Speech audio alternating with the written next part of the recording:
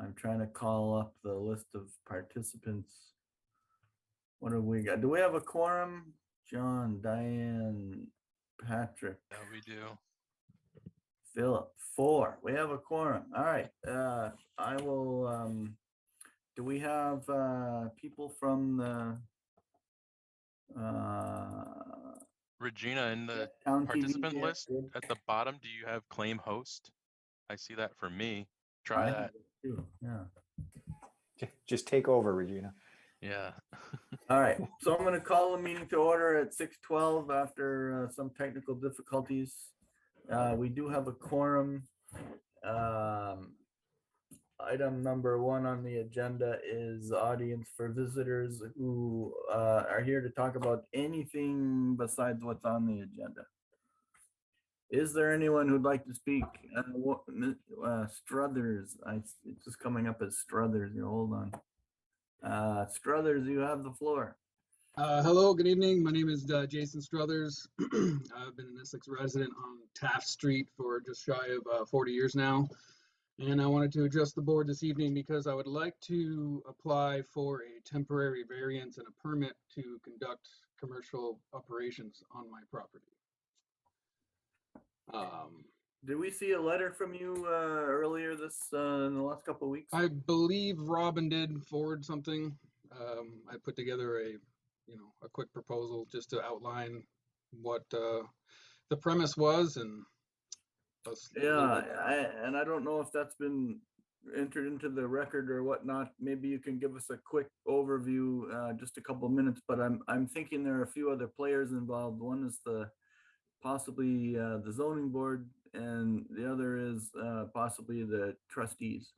I'm not sure the planning commission is the appropriate forum, but as far as I know, you're free to ask for our support, and if it turns out that we are the appropriate body to pass some kind of ruling on this, then we might as well know. So why don't you go ahead and give us a quick overview of what was in your letter, which I have read, and take it away.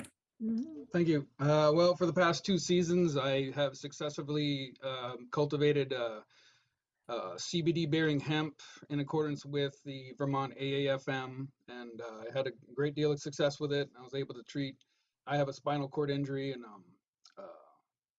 and so I've used it, with good success to treat that. And with the new regulations coming out, I would like to transition to adult use cannabis. And the beauty of it is that it would really require no changes. It would be precisely what I was doing for the past 2 years.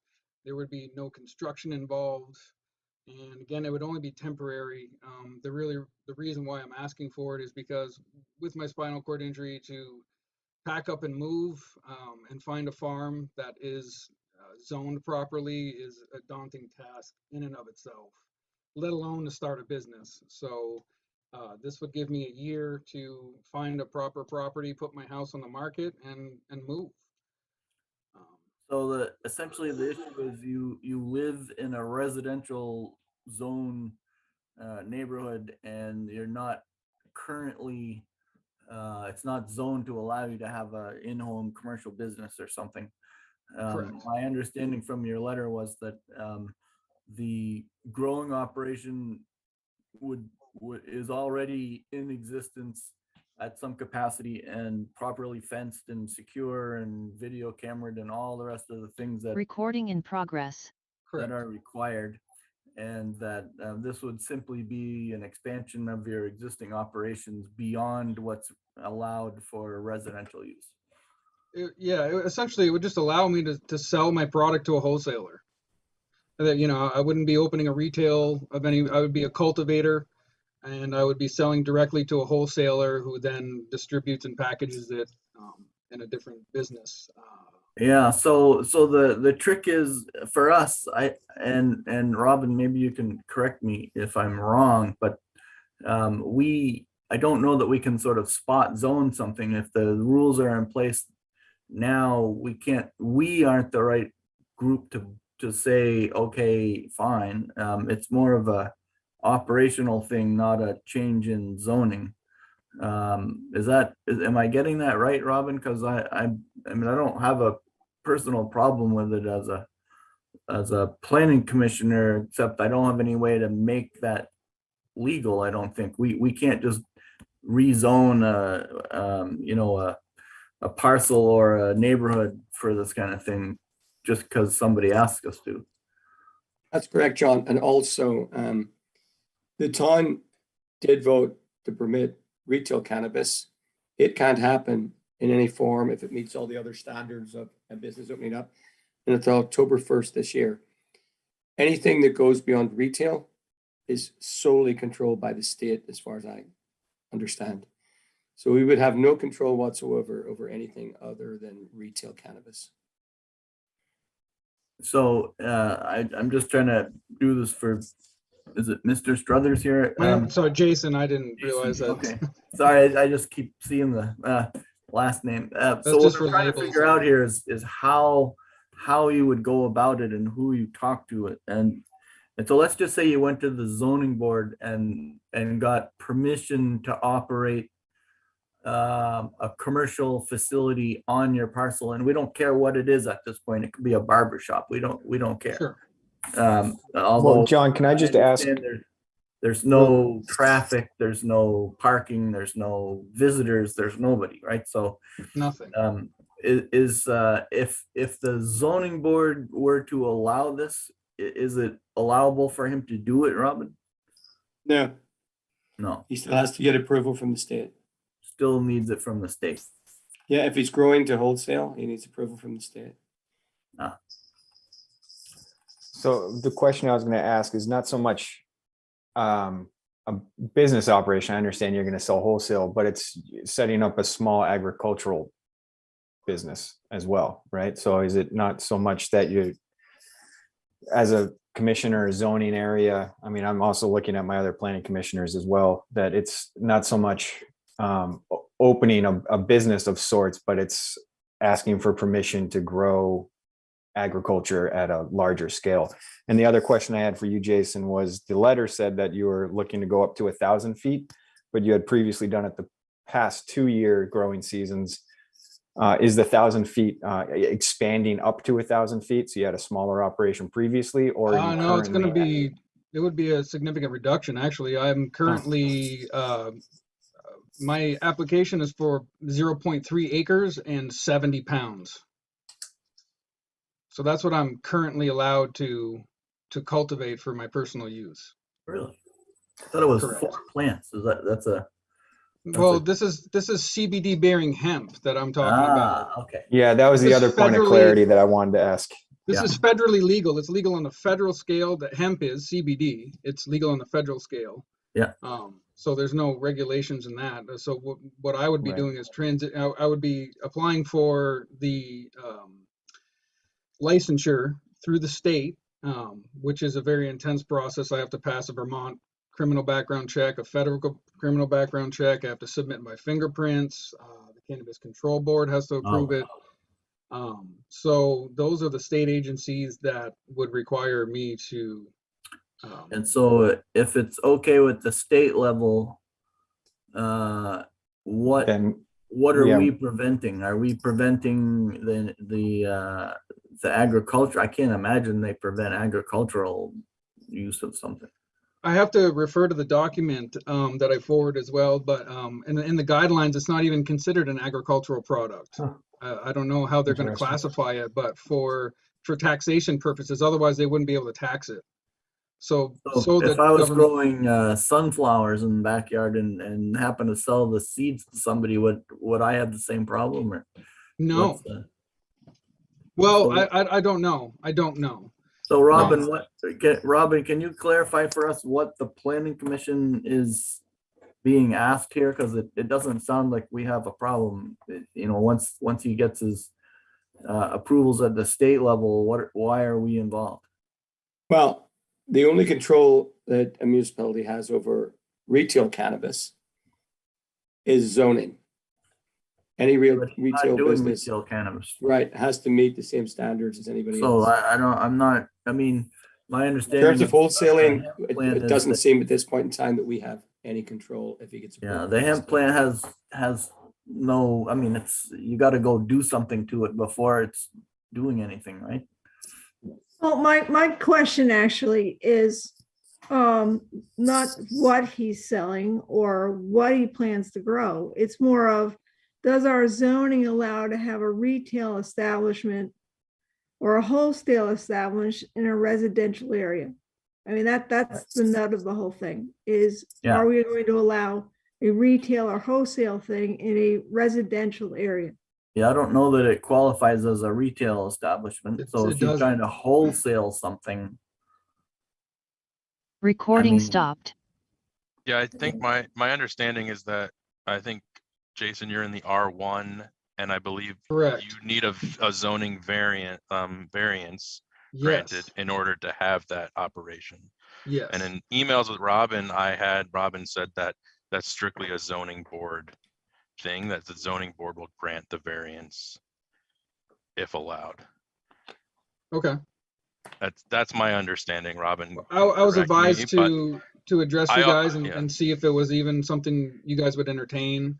yeah, well, I think we're happy to entertain it, and we're also saying it doesn't sound like it's bothering any of us, but it's not something we have the ability to make So- a ruling on. Who I mean, who you does can- make the decisions?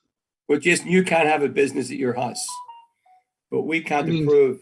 Is We- that just a flat out no, or is it? I mean, can I get a No, commercial no, variance? I'm saying you can have a business at your house. Okay.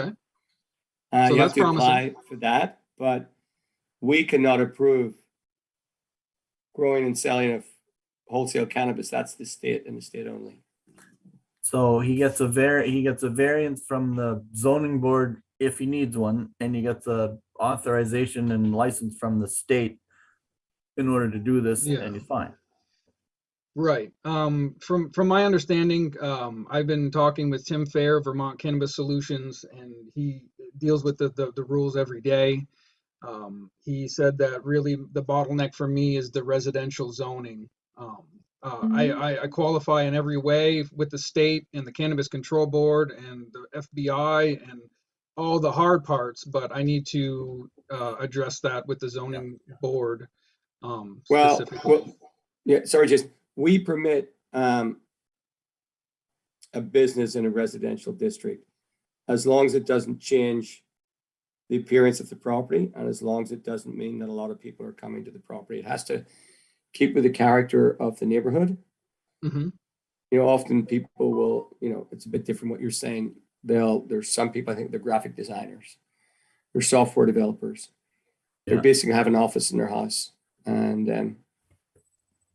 they Well, conduct look business how many from there. people and are you working never know. from home, you know? All right, Yes. so here's what I'd like to propose. I'd like to propose that we find that the proposed operations don't qualify as any of the things that we would be concerned about from a planning perspective. There's no additional traffic, there's no lighting, there's no parking, trucking, and there's nothing that we know about that changes the appearance or character of the property. And so we have nothing to say about it, and you go along and get whatever else you need from other boards and other agencies and have a great day. Yeah, Okay. go to the state, get your approval from the state, just, and then come back to me and Terry, okay?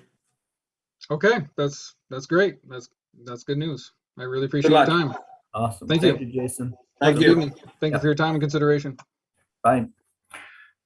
All right. As if Anybody by else? miracle, not Regina is the host. Nice. Does anybody Awesome, yeah. else have anything on this audience for visitors? Anybody else here to talk about something that's not on the agenda? And Warren, I'm assuming that you're here for an agenda item. I'm gonna text him when we get Yes.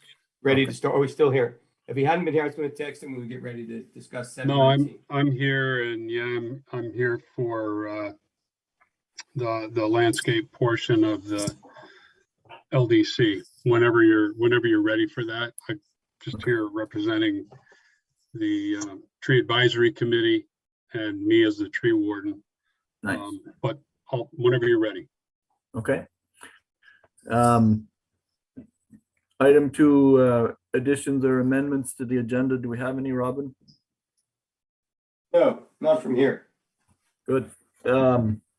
Minutes, we have 2 sets with January 6th, which we were not able to act on last meeting, and February 3rd. Can I have a motion to approve one or both sets of minutes, please?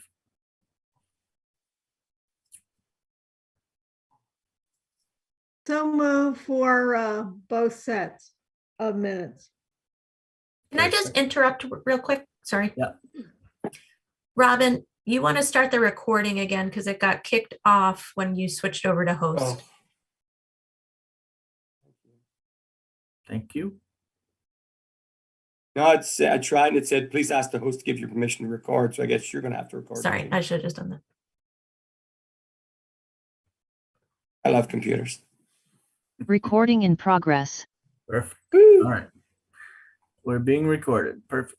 And Okay. the town meeting folks probably have the full recording, so if we need it, we can get it from them. Okay, so we're on meeting minutes. I've had a motion to approve the January 6th and the February 3rd minutes. Do I have a second? I will second that. Thank you. All right, any corrections, changes, discussion? I have not. That look good. Excellent. All in favor of the minutes as written, say aye. Uh, Aye. Aye. Any opposed? Any abstained? Motion carries. Both minutes are approved. Thank you. Item 4 is election of a vice chairperson to replace Steve Shaw, who resigned from the planning commission, I don't know, a month ago. So we did have one person who volunteered to step up, and I believe that was Phil. Yes. Yep. Yeah, that's right. Is there anybody else who's interested in that position? All right, Phil, all in favor of Phil? I'd like to hear a speech from Phil, his positions on. Oh, as vice chair, I'll make sure these meetings keep running efficiently. So no speeches tonight. All right, Fair good.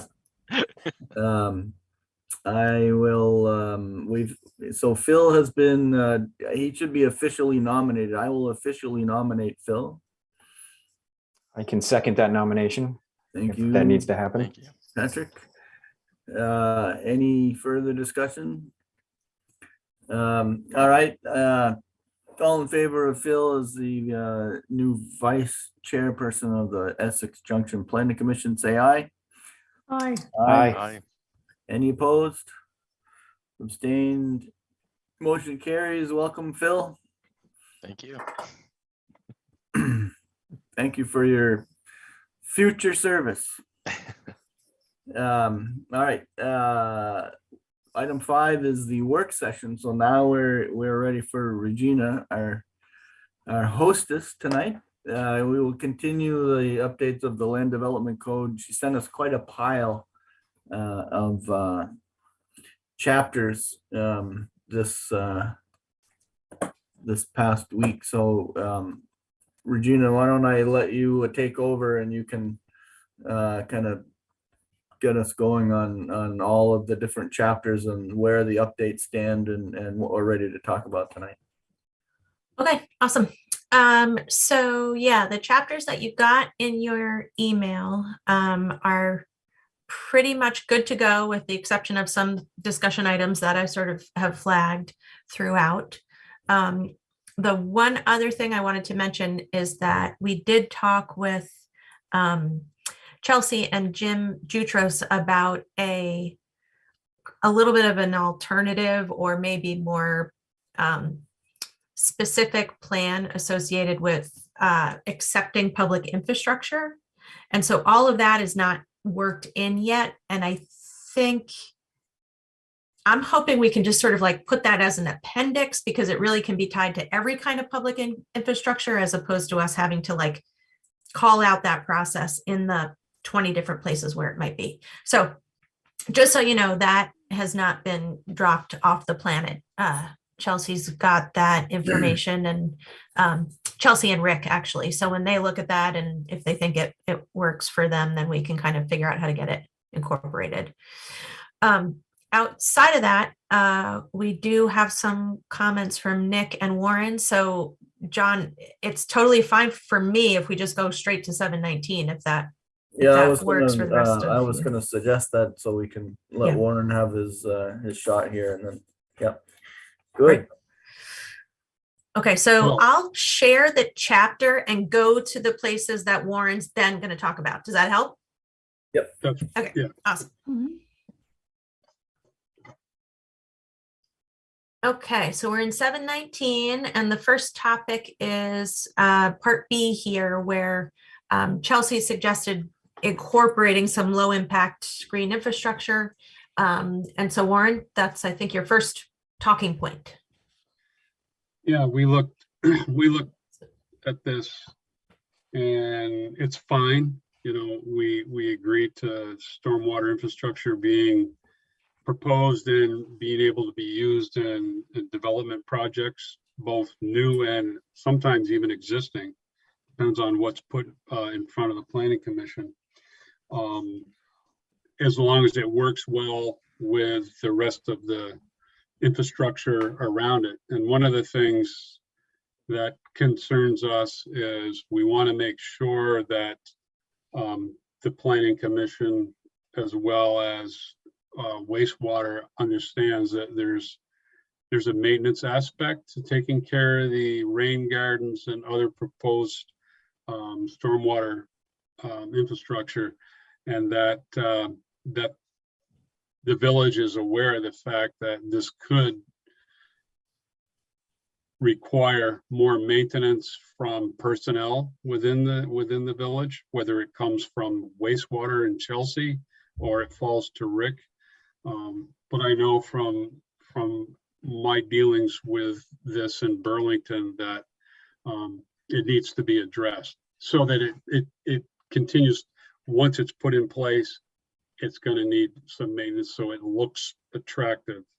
You know, if it's a stormwater pond, it sits in a whole different setting, that's different. But if you're down within the Five Corners area, for example, and you're doing this, it's going to require some maintenance. And that's our point with B, just so that the planning commission is aware of that. I think that's our big one on that, Regina. Warren, does the cost for that additional maintenance fall to the landowner or to the municipality?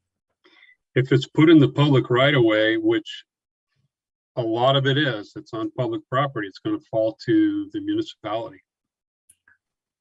And so are you just pointing that out because, you know, that means we need to be aware that things that we approve or allow to be developed because we think they're a great idea will actually have a ongoing cost to the village? That's exactly our point. Yeah. You need to be aware of the fact that they won't, typically they will not self-sustain themselves and they do require maintenance. So we want you to be aware of the fact that that is going to fall and probably, you know, someone is going to have to be responsible for maintaining it in the future.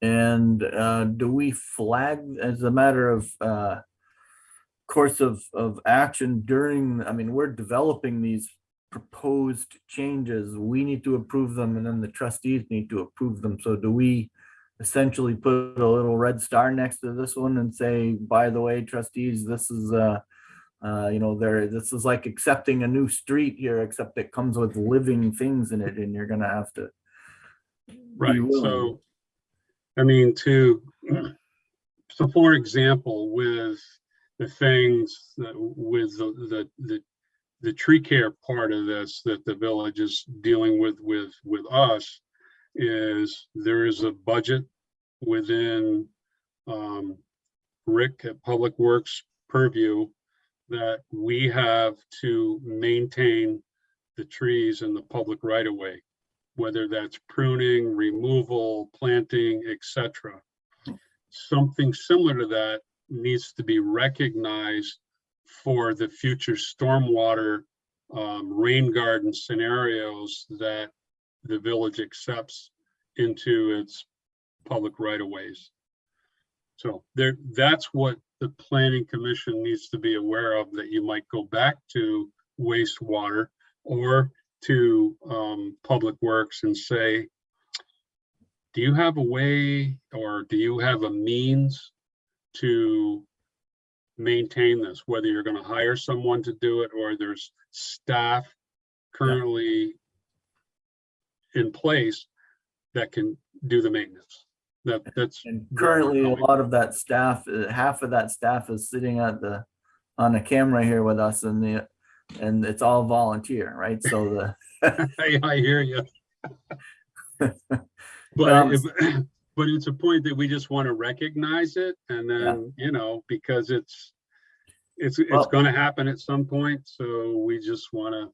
Robin, I have a proposal, and you can tell me if this is possible, but we continue to describe this fund that the planning commission has written into certain approvals that says if you haven't actually spent all of your landscaping percent that you're supposed to spend on the project, we'll take the rest of it in a donation and give it to the tree committee or something. I mean, can we just earmark all of that into a fund that can be used to maintain these ongoing and beneficial things for our village? Yeah, it doesn't actually say it goes to the tree advisory committee. We have got some money. The one that I remember very well was put into the general fund when Dave Crawford was here and used for something else. Yeah. We haven't really been able to use a lot of the money, if any. But this would be an ideal use for that money. So absolutely, if we want to continue to offer that to developers, I'm saying make sure it doesn't get into the general fund and make sure that it's available for the village to apply to this type of thing. Yeah, I think we have to ring fence it somewhere or the other so it can't be pinched. I was also going to say, like, yeah, if we had some data on what the maintenance costs related to the installation costs or something are, maybe we could also, get some sort of added fee to our, a fee in there to add to some account or figure out a way to make some money in order to maintain this. And I'm going to guess it's in the, several to $10,000 a summer kind of range, just to make sure you have some staff to go around and maintain these things. Right. So I'll just add that I'll just bring in one distinction here between the street trees and any of this type of plants or hardscape used for stormwater management. The village is subject to a permit to properly manage stormwater. This type of stormwater management is intended to be, in the grand scheme of things, though I'm not saying there's no maintenance responsibility for it, it's intended to be a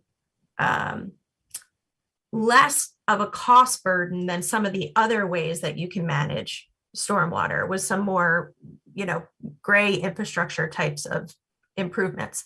And I'll say the same thing for individual property owners. They're subject to a state stormwater permit where they have to manage their stormwater. And they either have a cost, associated with maintaining that as well, because both permittees, the village who's subject to their own stormwater permit, plus developers have to renew these permits every 5 years. So it's almost a stronger system in place to make sure these are kind of maintained appropriately going forward. Excellent. Yeah, my comment on that would be, or just to kind of end this, is that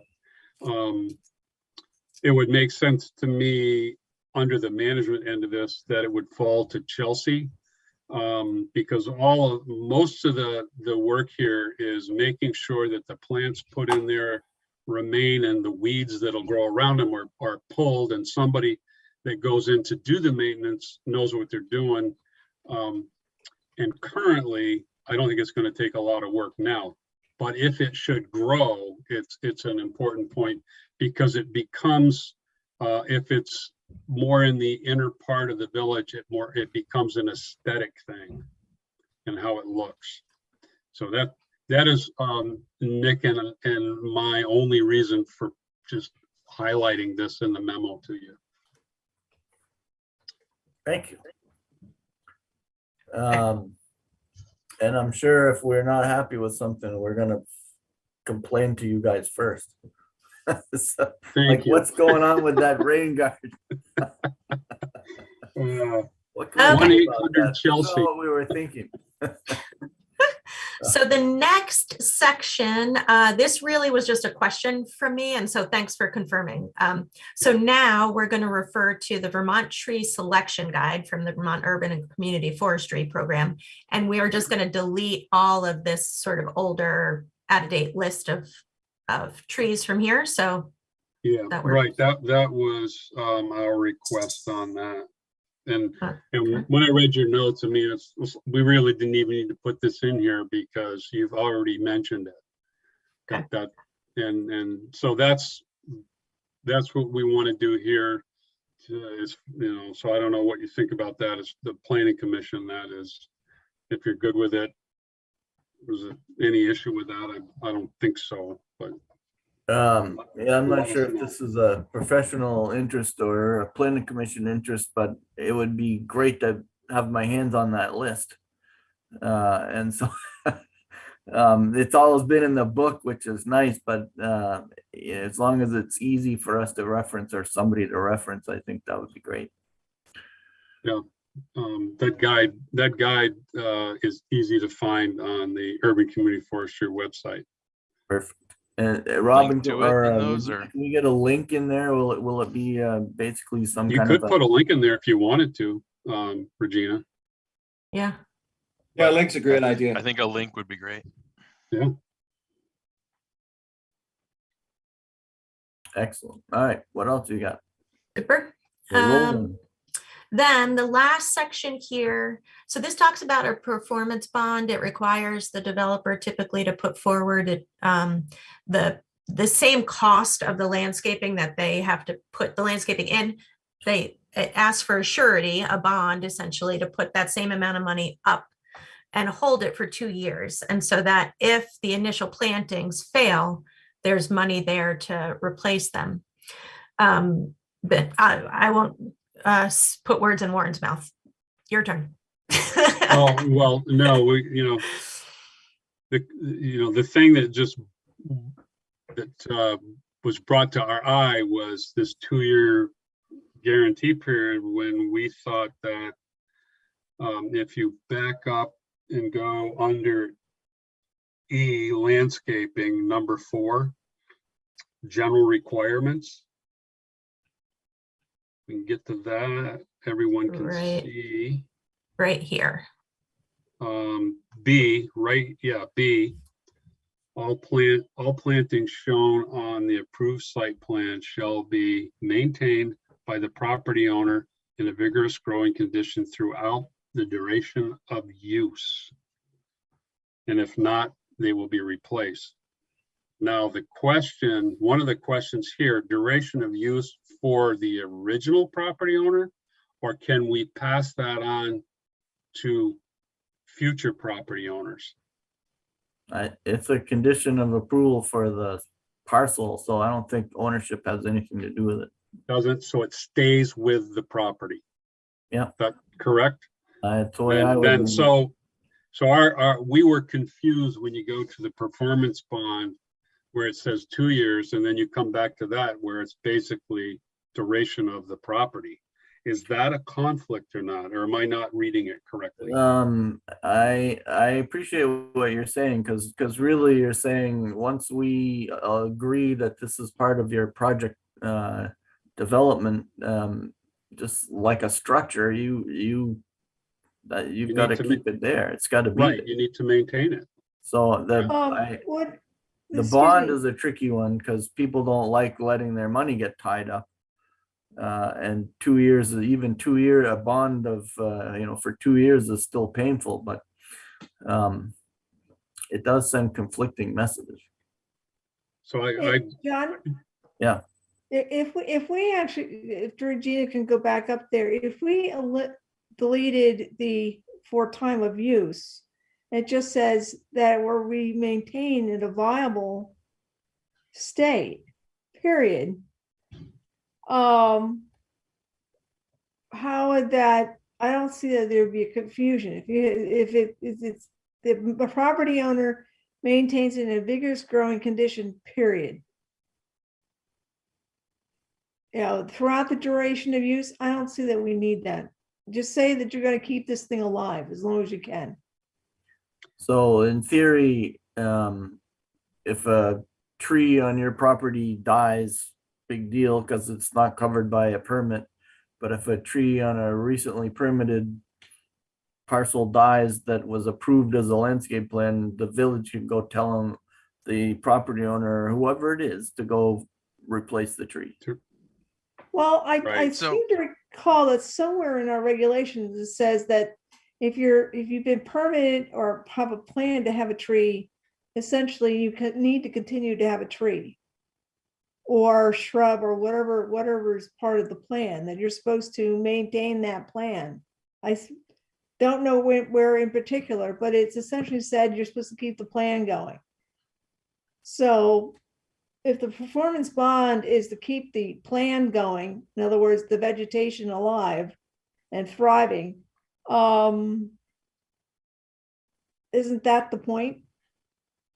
It is. It's tricky. I mean, somebody moved into a house on around the corner from where I live, and the first thing they did was cut down half the trees on it and re-landscape the whole front yard. So I don't, everybody was kind of shocked, but nobody really knew what to do about it, and it actually looked great. So at the end of the day, you're supposed to buy a property and your home is your castle. So if you want to cut all your trees down, great. But on the other hand, at least that owner continued to maintain a vegetative landscape lawn as opposed to putting it as bare earth or paving it over. So are we going to stop somebody from re-landscaping?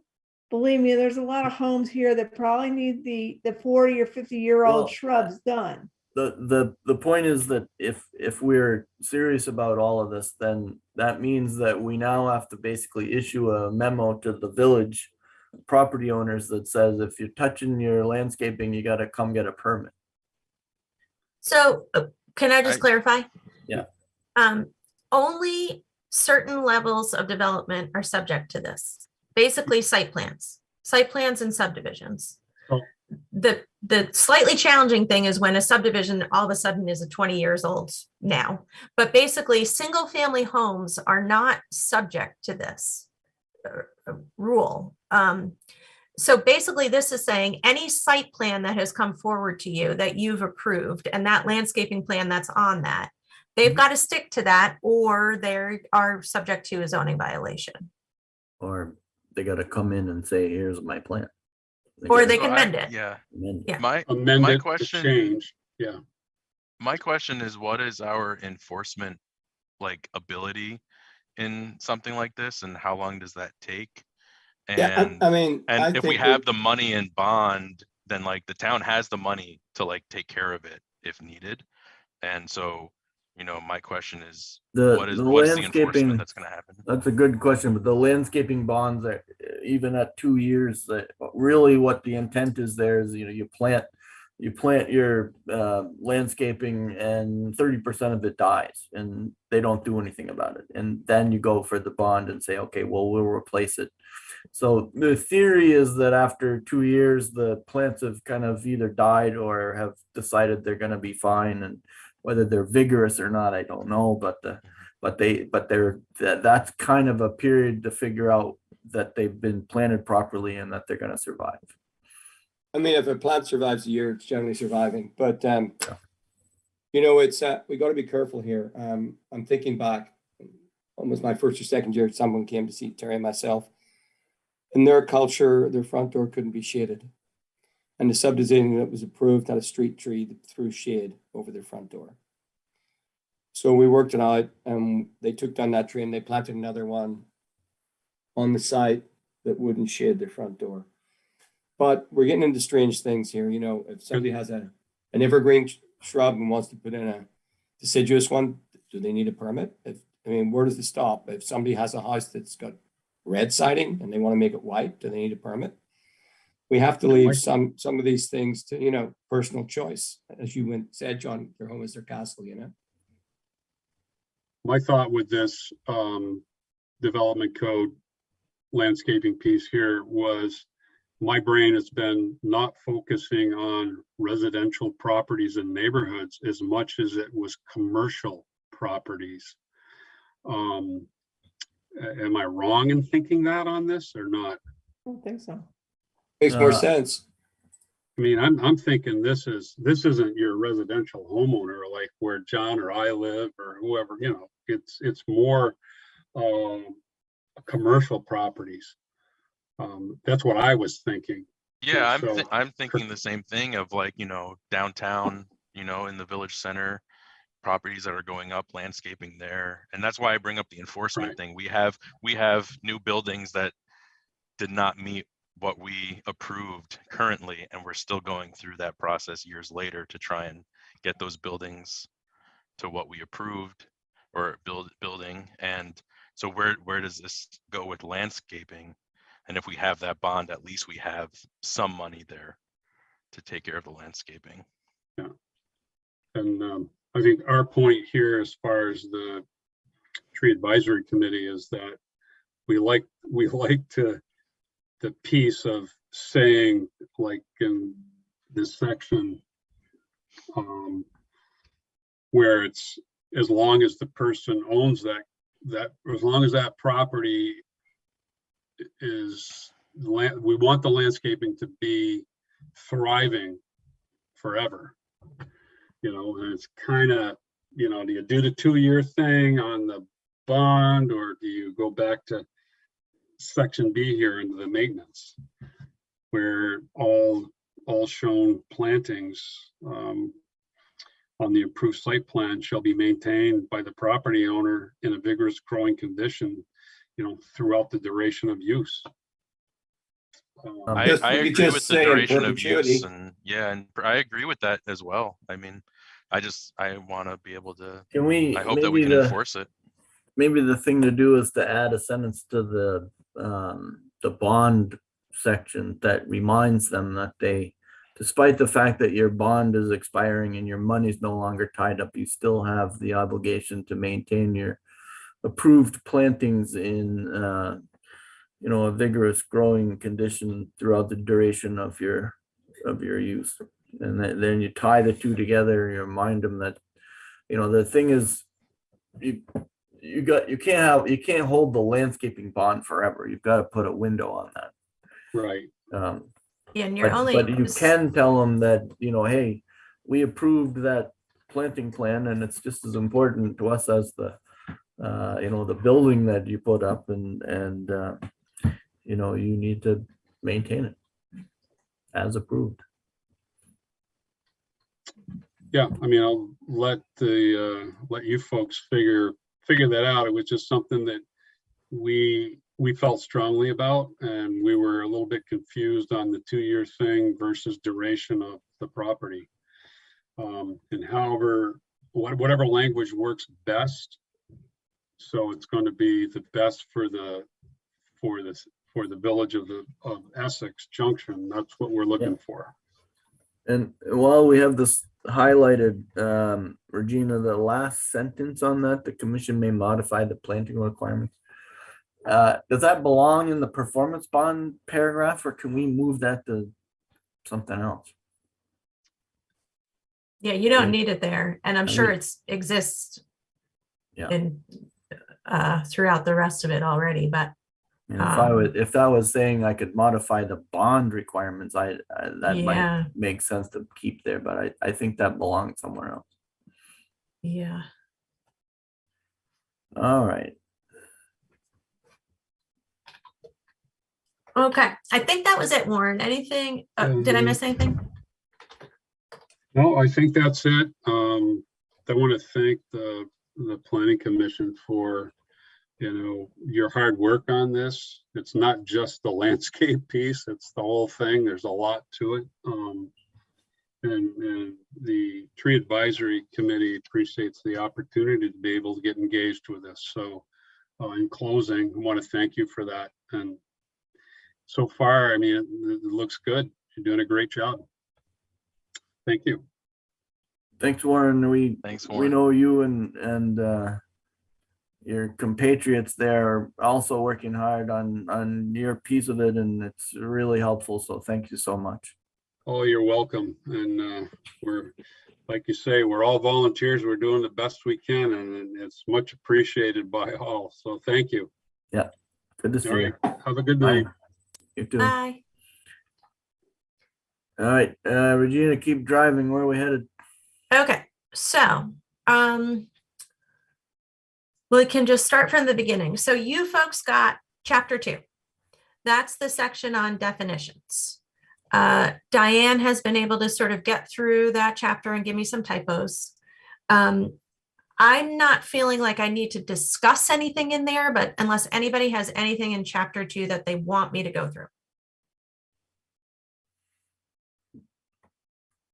You never think you need to know that much about the definitions until you need to know something about the definitions. So I'm gonna believe that we're okay for now. If we had anything that really jumped out at us, or there were new definitions, like there's new words coming up all the time, like who knew what a riparian buffer was until they started getting into stormwater. there could be new words to define that have not been part of our planning vocabulary. So I'd be interested to know if we're missing some that aren't on the list yet. And I'm not sure what those would be, except, like solar tracking or something that, just might be. Lit is missing from the list. Did you say, And Diane? GIS is missing from the list. Mm. And there was a whole lot of flood. We're doing some work on a floodplain, or trying to decide if we're in a floodplain or not. And there's all kinds of acronyms and shorthand and things that we've kind of defined it in the areas being used, but to be honest, it probably should be in the definition somewhere. You mean low impact development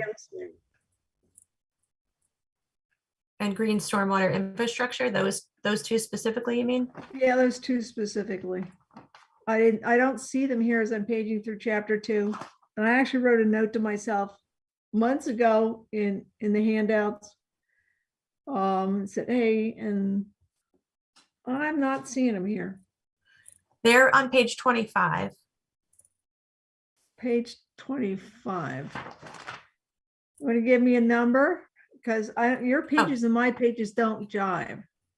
So it's under section H, the stormwater regulations, and it's new definition number 5. and new definition number 10. But I think you're making a good point that now that we need to elevate those, because we're also talking about it in the landscaping section. Well, I know that you can get the definition because it is pseudo-defined when it's in this section, in the stormwater, when we really start using it. You can get the gist of what it is. I'm just wondering if it just needed to be in the definition section. Yeah, they're there. Okay, well, I don't have a hard copy of it. I'd have to go into what you sent. Yeah, they're added to the new text. And the only thing, now that I've got this open, just so folks know, there is kind of an archaic reference to gender at the very end of this chapter. And in an ideal world, all gender would be removed from the LDCs.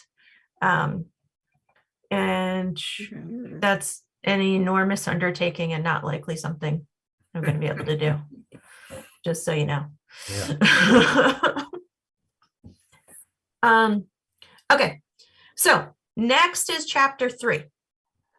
There is, I think, just a very minor change in here, so I will bring that up. So this simply just adds, at Robin's suggestion, and I think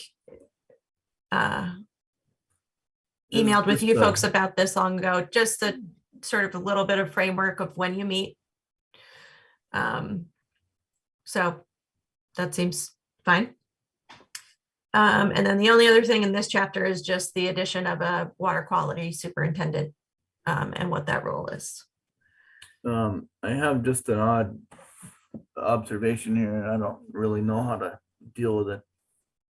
But it's possible that the village of Essex Junction will no longer exist by the time this gets approved and will be the city. What do we do about that? Do we do anything about that? I would like to think that there. Can we just call it Essex Junction?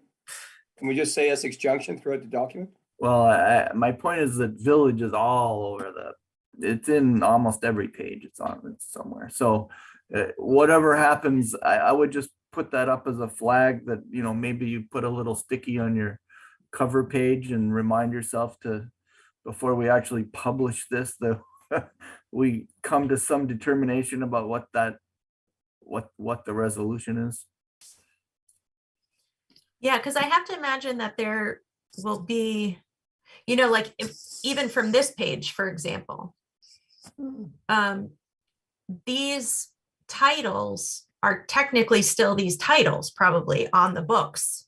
And at one point, did those change versus when did this first changes? I'm not sure. I mean, we may just punt, and say, well, we recognize that this has all happened and that this is in the preface or in some notes on how to read this, that says all references to the village of Essex Junction shall be, understood to mean whatever we turn ourselves into. So it seems like a massive task, and it's not just this document, it's all kinds of things, but you can put it in the definitions. I'm pretty sure I remember in the plan that the Board of Trustees was developing to become the city, I think there's a part of it that says all village documents become city documents at the time that we become the city, that there's no like they're all official to continue on. Yeah, that would make sense. And so I think that there's no need to change them at that point, but I assume in 5 years when we do the next LDC that it would be updated to the city. I believe that was in the charter change. Okay, Good. I'm gonna believe that too. That sounds fantastic. Sounds logical. I would still leave a That sticky would on make the most sense. Yeah. Otherwise, you do a lot of control, find, and replace. Yeah, no, we're not gonna do that, but it's worth reminding ourselves to just confirm confirm that before this thing becomes official. All right, so 3, did we hit the thing that you had in chapter 3? Yes, and so that was very minor. Chapter 4, also very minor. This was just from the state statute, things that have changed. And so I just added into those exemptions. It's just the list of exemptions that you have, the full list of statutory exemptions. And so that's, I think, pretty technical. Don't need to open that unless anybody wants me to.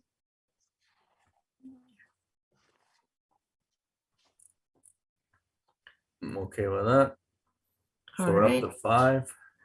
Okay, then 5 and 7 are the big ones. So I'm just gonna find my first discussion point before everybody needs to see me scrolling about in chapter 5.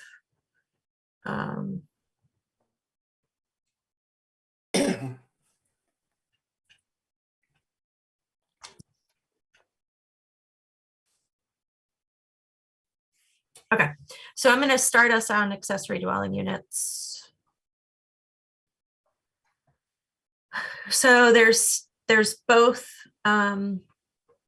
section on accessory dwelling units in chapter 5 and on chapter 7. Chapter 5 is really intended to just be about process. What is the particular type of permit that you need for the thing that you want to do, basically? So I have just cut a lot out of here.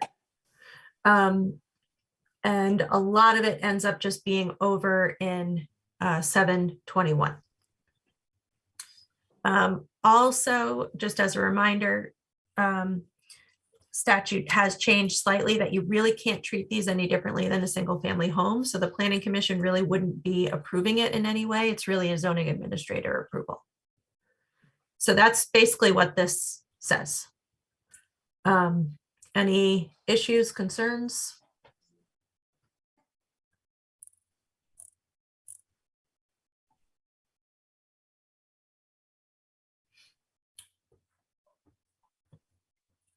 Just trying to figure out why the version I have has all of these changes in blue and yours is all in red. Like, what's up with that? I feel like that's a small detail, John. Well, yeah. It's disorienting. Just trying to follow along. Depends on which edition you have, John. The current Okay, edition I'm gonna is keep red. scrolling to the next discussion part. The PUD stuff, yeah. PUD stuff. So again, some similar sorts of edits here. Try to just really simplify chapter 5 because it's just supposed to be about process. And also try to sort of just really clarify what the purpose of a PUD is. And now this and 5 and 723 should sort of match up a little bit better. So that's that. Any issues, concerns there? Under M, I was just a little, I was trying to figure out, so that's the key section that says why something gets to be a PUD.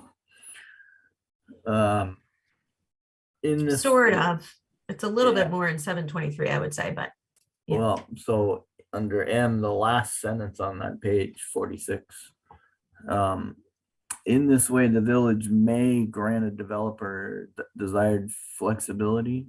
Oh, wait, no, it's one right before that. If a higher level of design and amenity is achieved, the village may approve waivers only to standards preventing such design.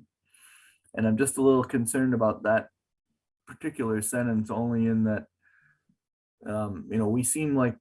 it seems like once you're a PUD, I mean, you're really trading your ability to have it reviewed under the normal regulations for a lot of reasons. And it's not because what you wanted to do is, well, maybe it is, you know, it's concerned about what we're trying to say there, you know, and how it does that limit our ability to be flexible if we're only approving waivers to standards preventing such a design. But I mean, you're saying get rid of all the lot lines and the setbacks and we'll be flexible. Like there's. Yeah, I mean, the idea being a little bit more that you shouldn't necessarily go down a PUD path just because you don't like the dimensional standards. You should go down the PUD path because the village is getting something really great out of it, and the current standards just don't allow that. I like that, but that's not usually why they do it. I know. They usually do it because they don't like following the regular rules. So I just, yeah, may approve waivers only to standards preventing such design. Like we don't intend to prevent anybody's design. They either, you know, follow the rules, in which case we're judging the application against those rules, or we're expecting a higher standard of design to be presented so that they can achieve some flexibility from the standard rules.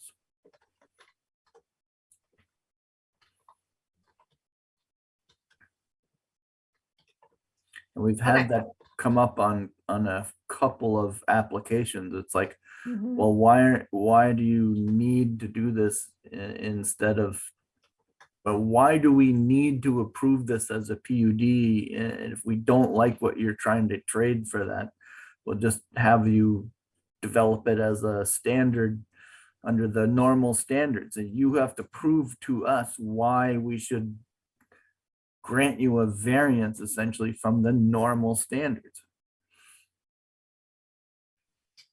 Yeah, and I think I've got that flagged, and I think we should sort of circle back to that after you look at 723. And if 723 is doing what you want it to do, or however we, you know, switch up 723 so that it's doing what you want it to do, then we can make sure these sentences and the other ones in 723 are making sense. We read them in order, right? So we read 5 before 7. Yeah, and in hindsight, we probably should have kept 7 open, but anyway. Okay. And then I think there's even still another PUD section in here. This is just a state statute to connect better with VTrans. This is just a little bit of better explaining if there's going to be infrastructure that the village there's an intention that the village takes it over. Those legal documents need to be submitted much earlier in the process, not after the approval process is done. I like that, because normally we have to put that in our conditions of approval, is that they actually submit the documents. Yeah, ideally those are reviewed before final. This is just the clarification on what the survey plats need to be submitted in digital format. So got some clarification from Shannon at the town that this is the list of options, but ideally they get number 1, and if not number 1, number 2. And for the folks who are still really working like on paper in terms of subdividing, they need at the very least to give you the data that's here in number 3. If they're still working on paper. I didn't in my lifetime ever imagine I would hear that, but when I was in the town office yesterday, there was a guy looking up an old plat map, and she says, "Oh, we'll give you that." And he says, "No, this is from like 1920s." So he was working with paper. Could have been Sorry to winning tell at you, it that still point. exists. It still exists. Okay, just another legal documents that you want for when things are done after as-bills.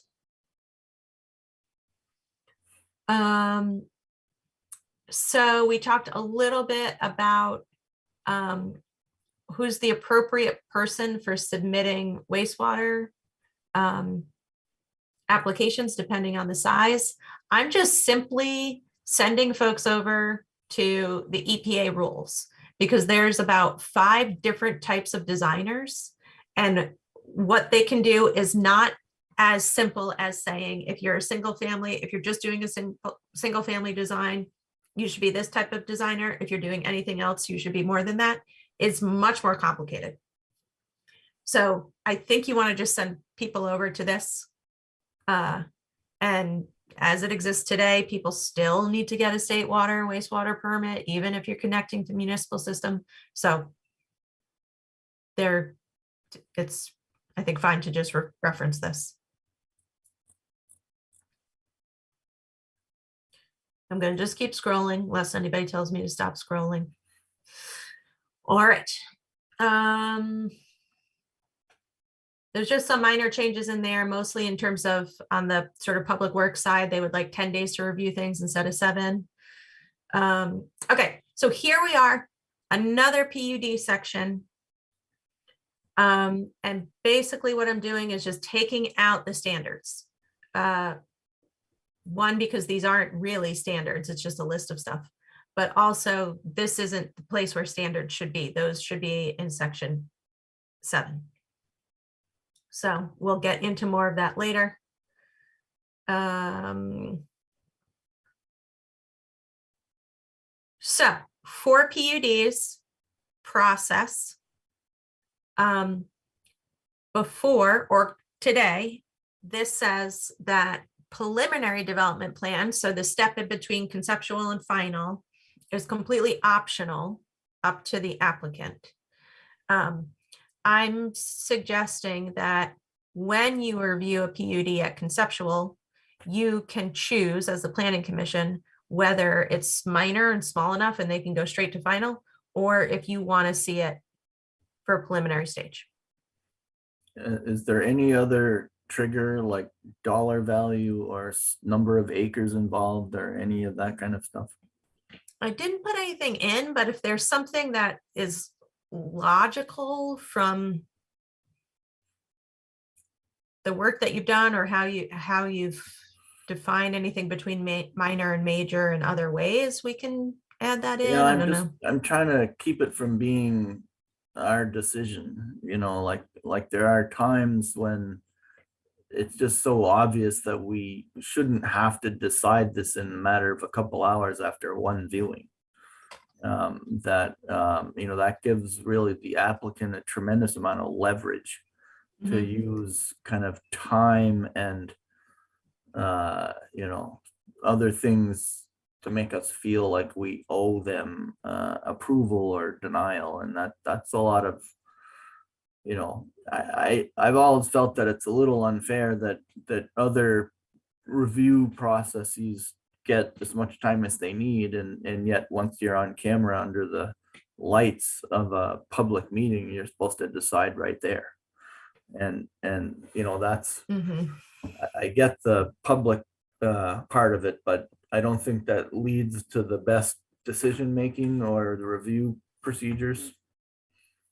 So I guess I would really like personally that I would vote for something that either puts a dollar value or a size or a number of units or some combination of those things in there, so that the applicant isn't wondering or thinking that they can just roll right through to final. You know, that there's a built-in process that hey, this is going to take more than one meeting, and you know, that's the show. Is there any kind of threshold that exists today in another part of the LDCs that you think would be appropriate to use? I don't know. I'll check with Robin. because I think I would be inclined to make it a larger threshold, but all I know is in my time with you, you've dealt with a 6-lot PUD, a 6-unit PUD, which seems really sort of small to me. But that one, you like for that one as an example, would you have liked to see that go through preliminary? Well, the LDC gives the applicant the choice. I tell them they're taking a risk if they didn't want to go through preliminary, but the LDC gives them the option of jumping straight to final. Yeah, we're suggesting to change that. No, aren't we also asking for like other boards to kind of weigh in on some of these, like the tree advisory committee or something like that? How does that fit into the review process? Well, yeah, so that when those come in, the town engineer, the village engineer has a review process that may go back and forth 2 or 3 times before we ever see it. The tree advisory committee, the fire chief, the police chief, they all get a shot at this thing and to have comment. And they have some number of what is it, 30 days now or something? They have some period of time to comment.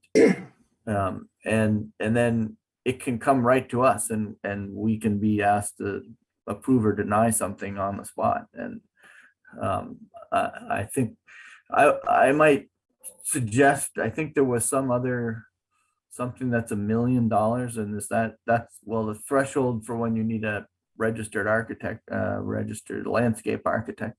Yeah. You know, like I think the numbers can be played with, John, in terms of money. I think it might be better to say, I don't know, if you have more than 6 homes, it's a major, 6 unless it's minor or something like that. That's a firm number. It's not something you could play with, you know. Yeah, I know other communities do have a limit of some number of units before it's considered a major development, and then it goes into a different process that just gets a little bit more you know, time and scrutiny. So I if we want to say 6, you know, more than 6, you know, if there's some logic to more than 6, or, you know, if it's more than 8 or 10 or what, you know, whatever it is, the 6 Pick a sounds number fine. we can live with. Yeah. Well, are we talking about 6 individual units, or are we talking 6 units in an apartment building? Does it matter? Well, we're talking about a PUD, so it would theoretically be individual structures. Not, I mean, you could have a 1 building 30 unit project, So and if that we had, wouldn't necessarily need a PUD for any reason. okay, so would 3 duplexes count for that, or would you need 6 duplexes? Don't It know. would count if we're talking about dwelling units. Well, we're talking about number of units, dwelling or units, Are we 6. talking actual physical buildings? No, Okay. dwelling units. Dwelling units. Yeah, it's easier if you talk about dwelling units. I do think there are some zoning districts currently that kick multifamily units into PUD process, and most of them are at 5 units or more, but I'm recommending you take those out altogether. I don't know if you'll agree with me, but that's what I'm recommending. Because there is no reason why a multi-unit single structure project needs to go through PUD. Right. I agree, but I want some trigger. So, you know, I'm fine if it's 6 dwelling units in more than 1 structure. I'm fine if it's $1 million, pick a number, $1 million. Well, the thing is that we're not seeing what some of our neighboring towns are seeing, because we don't have the spaces that have 100 unit development. We're not going to see it unless, and I don't want to go there. But yeah, we've had some applications that we said, in fact, the individual came in, gave us a proposal at a meeting, and the next thing we saw him again was at final. And he assumed that when we saw the proposal, would you think about this? He thought he was presenting. So in that case, I would have liked to have seen something between, hey, what do you think of this idea? And then he comes back with a final. I think we all kind of felt that way. Well, then we need to take it out of the land development code that says that the applicant to decide whether he wants to go to final or wants to go through a two-step process. Right. And that's what we're trying to do right here. So I'm going to say, my opinion is yes, there should be a threshold where the applicant no longer gets to decide. We're telling them that it's going to be at least 2 meetings, a preliminary and a final. And if they want to come in for a sketch plan, great, but no matter what, it's still going to be 2 meetings, preliminary and final. That's good. I like that. I would geared more towards dwelling units because the money can change drastically within a year, Yeah. as we've seen the last couple of years. All right, good. So Okay. Well, my question is while we're talking about money and whatnot, I know that we spoke last time about having either some kind of monetary, it's dealing with the landscape plan that we wanted to see it appear, not just before final, or definitely with final, as opposed to requesting it for them to get approval at final because we haven't seen it. Is there some way of putting that in that because this is the process here in chapter 5, to make sure that that's part of the process?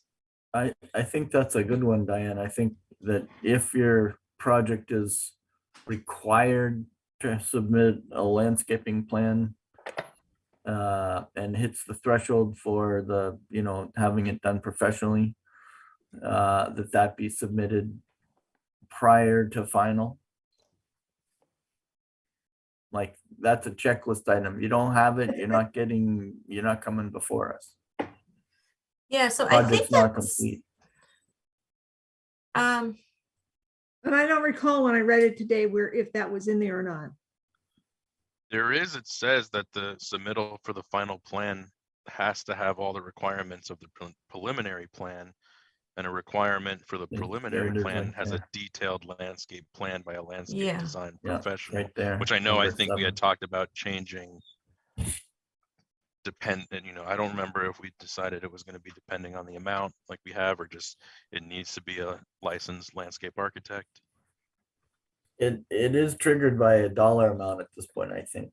Yeah, so it needs to reference Well, those. the other requirement. part was that as to having the applicant put in an estimate of what the cost of the project is versus our trying to make a guess and see if they have to, how, in other words, it takes the guessing out. They're supposed to supply how And- much how much the project is being, so that we can calculate what the landscape dollars are supposed to be spent. There are communities that require the landscape plan to include to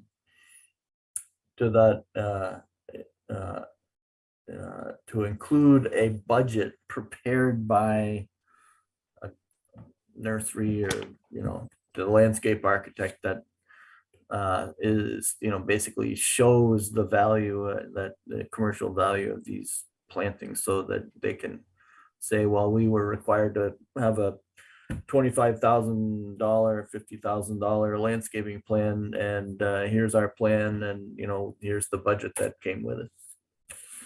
So you can do it if you want, is my point.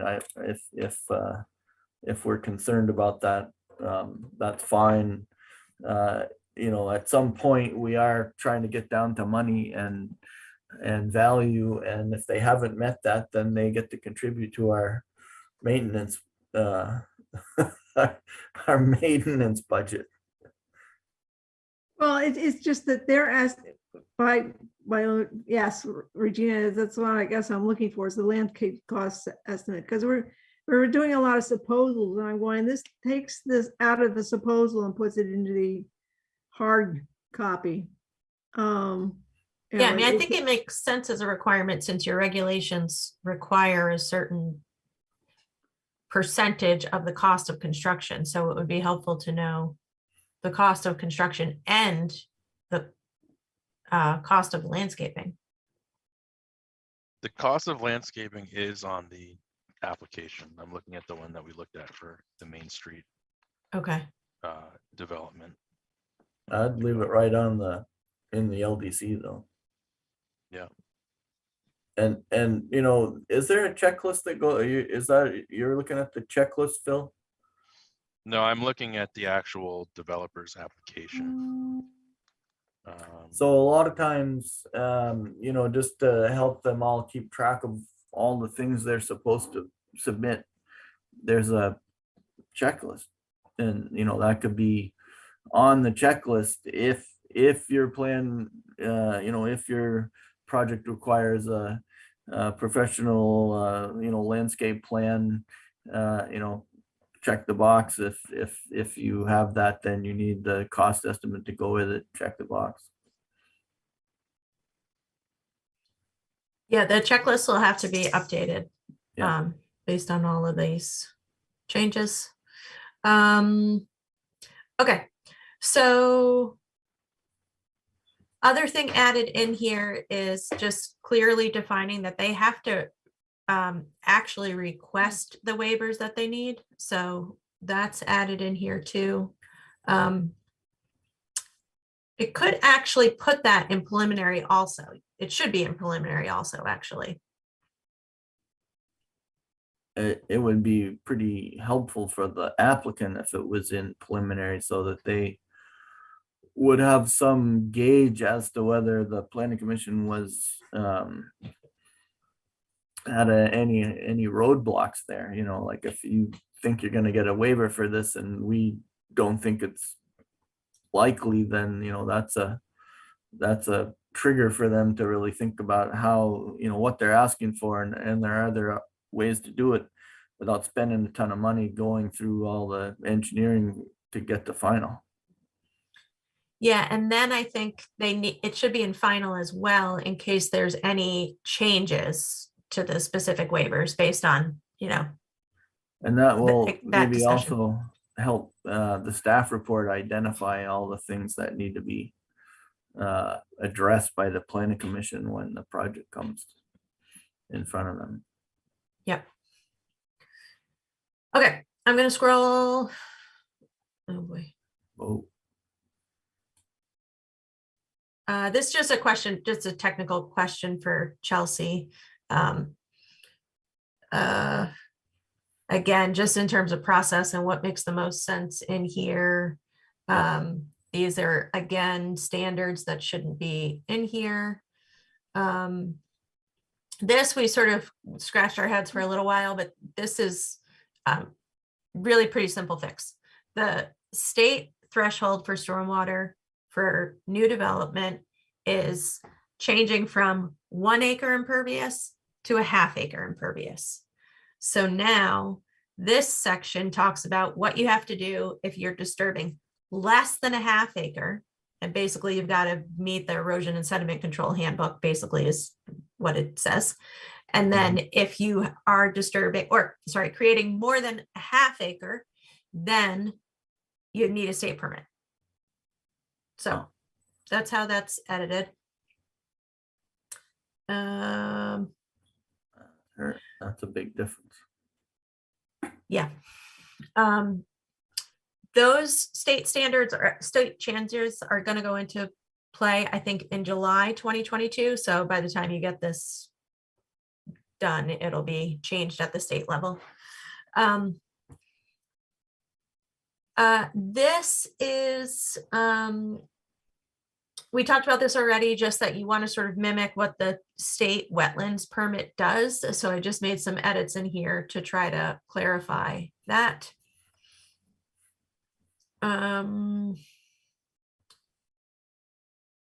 Then just some more references again to the right stormwater management manual. What you can do in lawns was confusing, so I just clarified that because it was a little bit redundant. This weird thing is a new state statute that if somebody does this, a planting project that meets this state definition, they are exempt from local review, basically. So the easiest way to deal with this is to just drop the text in here. And it's specifically talking about sort of tree plantings within these areas. So that's why I put it here. And that's the end of chapter 5. All right. Let me stop sharing. So Chapter 7. chapter 7. I think I still have that open, but let me find it. Okay. So I'm going to just start back from where we were. So I'm on page 163, just under the landscaping section to accessory apartments.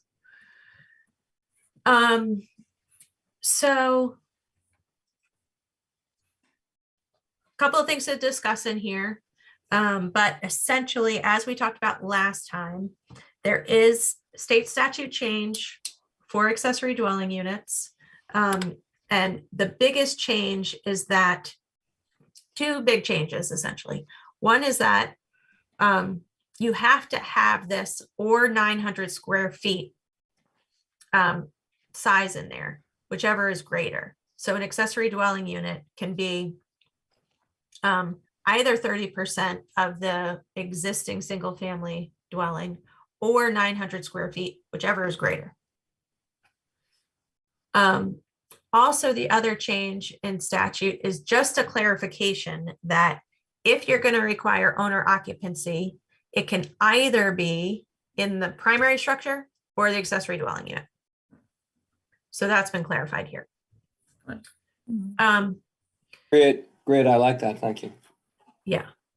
Anything about accessory dwelling units in state statute is essentially just setting up the minimum of what you have to do. You can be more permissive if you want to be. So,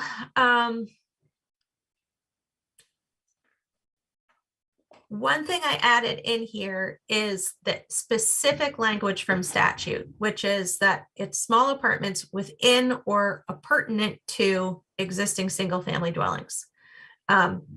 We don't have to use that language, but it is the statutory language. And the concept is that it doesn't necessarily have to be attached or added onto. It can be detached.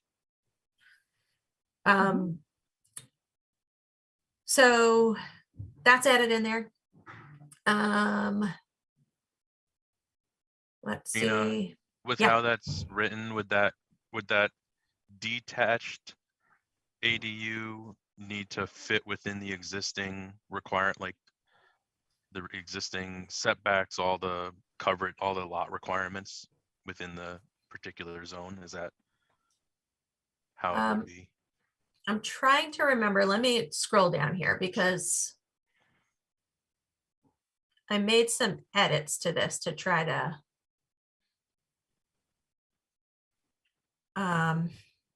okay.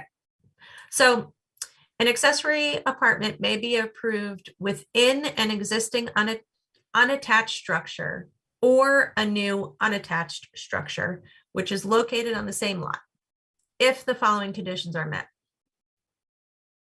So I am suggesting that you delete A because my suggestion is that it doesn't have to be an existing accessory structure that was built prior. They could build an accessory structure right now. All other provisions are met. Still kept in this, additional driveways or parking areas shall not be constructed.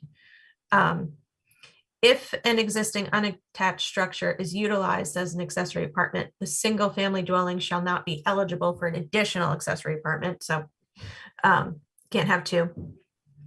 New unattached accessory structures shall be a maximum of 1.5 stories. So that I just put in there to try to put a little bit of parameter on what you might see in the back of a lot.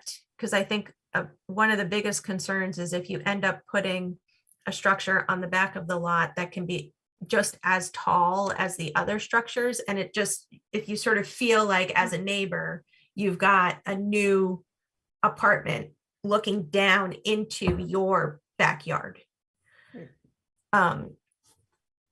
There is a lot more you can do from sort of a design perspective if you want to. I would suggest trying to keep it as simple as possible. But so that's all that sort of was put in there, Phil. So it would still mean that the setbacks are the same. And lot coverage, like And all of that would still have to be met appropriately. Yep.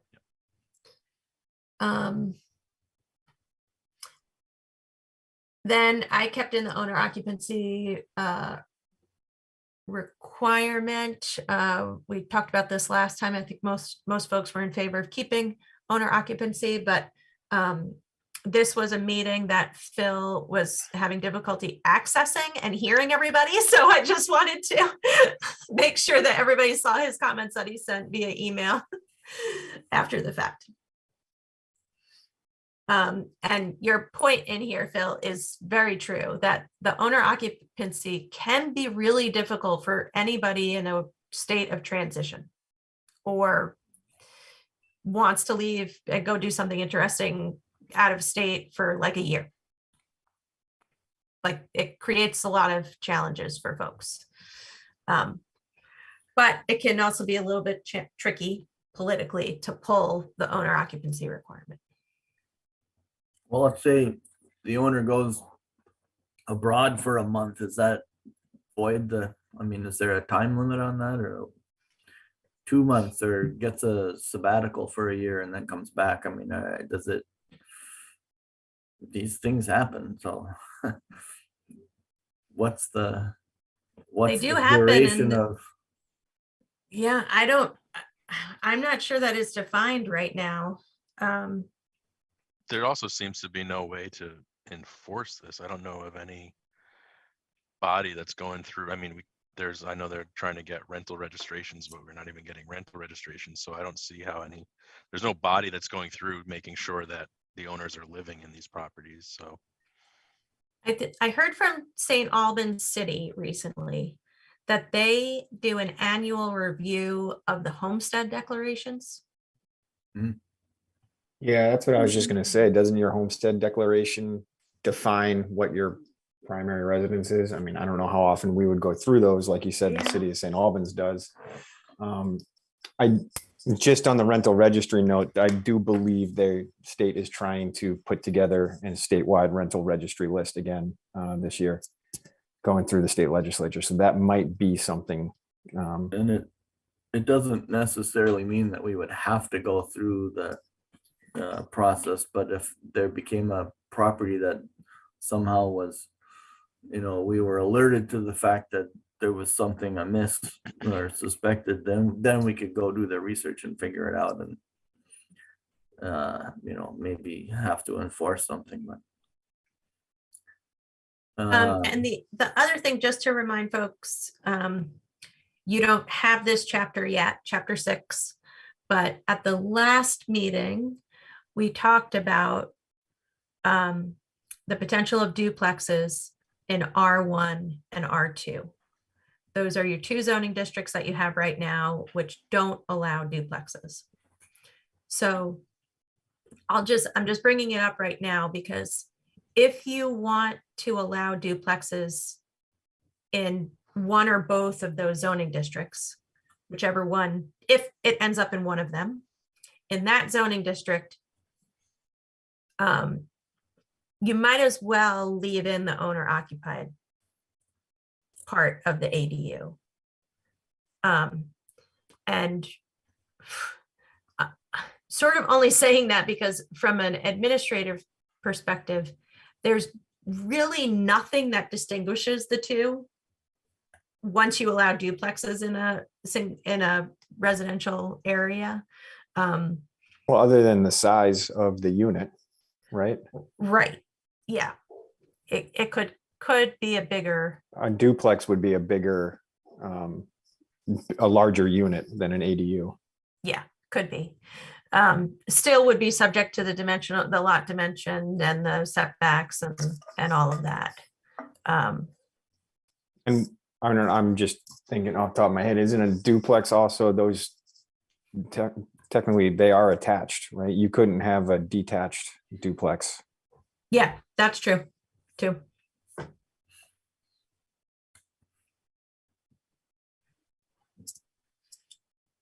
And it really, oh, yeah.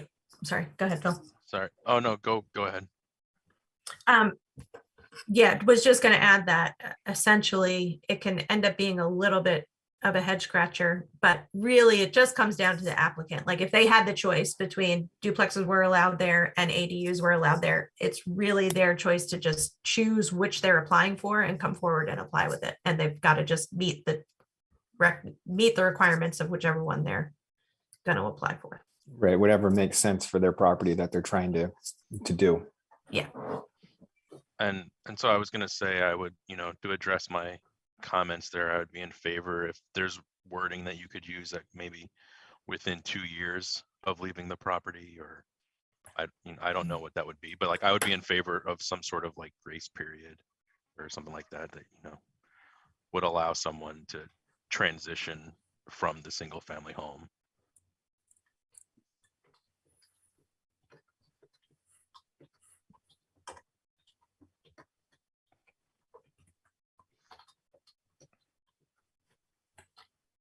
All right, anything else on accessory? I'm really happy with the general direction that we've gone on this. I think it's gonna be helpful. And generally consistent with the intent coming from the state on trying to increase the probability that we'll see some dwelling units added. Awesome. Okay, great. Yeah, I'll look into that, Phil. It doesn't ring a bell that anybody's doing that now, but that sounds perfectly reasonable. And it might be like a Washington, Oregon, or California thing that they're doing, which at least is helpful. But that makes sense. Okay. I'm just going to keep going down, even though there might be more stuff. Okay, so here we are at our best friend, plan unit development. So again, this is really mimics the same language, I think. And this is the issue that we'll flag.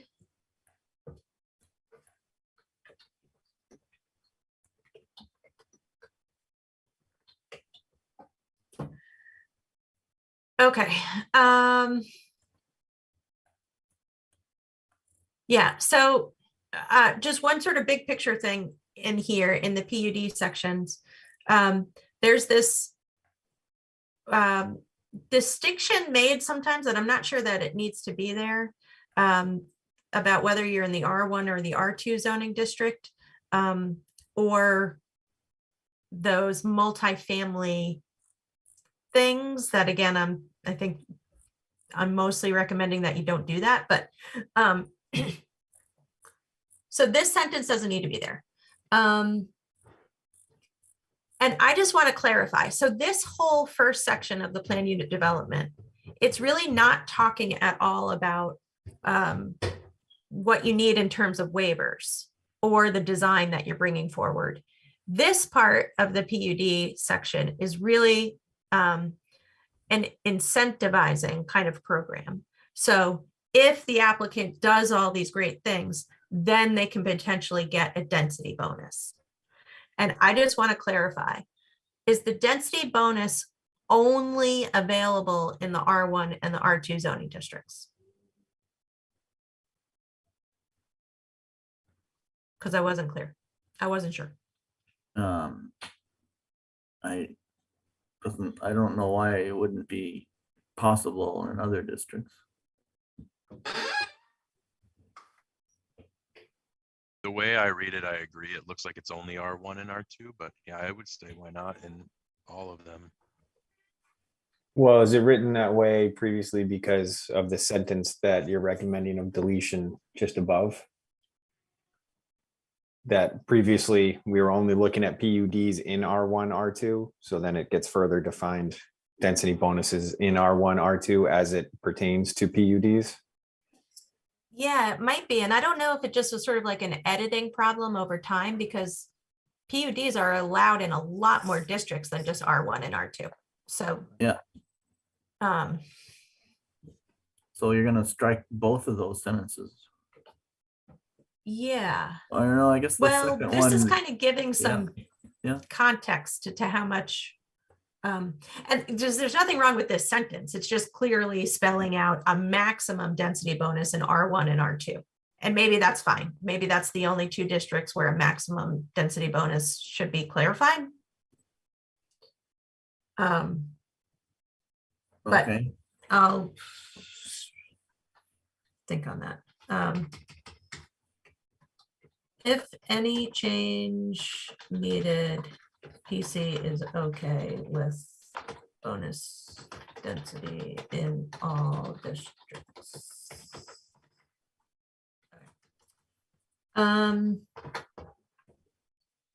So that's all that section.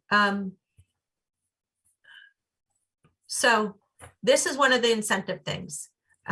If the construction of bicycle paths which connect neighborhoods, and I'm just adding that reference to the actual bike facility map in the town plan as a reference there. Okay, so this is the section that's edited probably most heavily.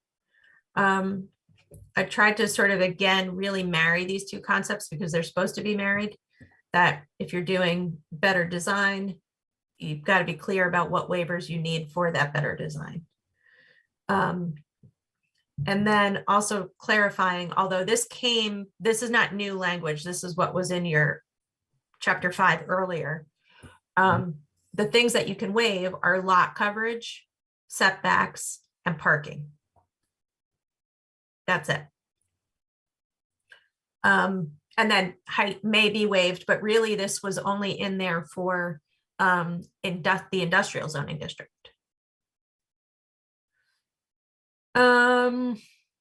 Then just try to clarify that waivers shall be based upon the following criteria with specific conditions. So superior building design, lot layout, and landscaping. Regina, sorry, Yeah. can I interrupt you and go back Yes, to the please, density please, bonus please. thing? I'm sorry, I'm just Yeah. looking at it a little clearer, and I'm looking at all the things that will get you a bonus. And now I'm reading that as in the R1 and R2, you can't exceed 100% or 25% bonuses. Whereas, if you were to do everything on that list, you could have, I didn't add it all together, but like 300% density bonus or something. And so now I'm reading that as like R1 and R2 were maxed at that percent, so that it doesn't become a super dense PUD. Yeah. So, yeah. So I think that does make sense. And yeah, so I think that's where I landed where I did. If we just take out this sentence, then it reads like it is still applicable in all the districts where PUDs are allowed. There just happens to be a cap for R1 and R2. I think that's logical. Like we That's how I'm still reading don't it. want R1 and R2 to become so dense that you lose the rhythm and the pattern of those districts. Okay.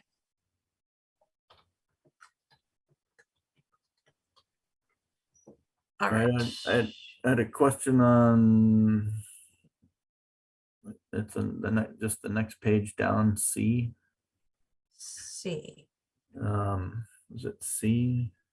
common open space or, Yeah, so explain, I'm not sure I get the math on this, at a minimum up to 15%. So do we want a minimum of 15% or are we allowing 5%? so it should be like that. I think so. I think that makes the minimum part more aggressive. Right. Yeah. And I don't know, you need a comma even. At a minimum 15, I think you still need the comma. At a minimum, Okay. 15% of the gross PUD area shall be developed with passive and active amenities. So if I show up with 5%, I didn't get there yet. I need 15. Yeah. Yeah, that makes Okay. sense.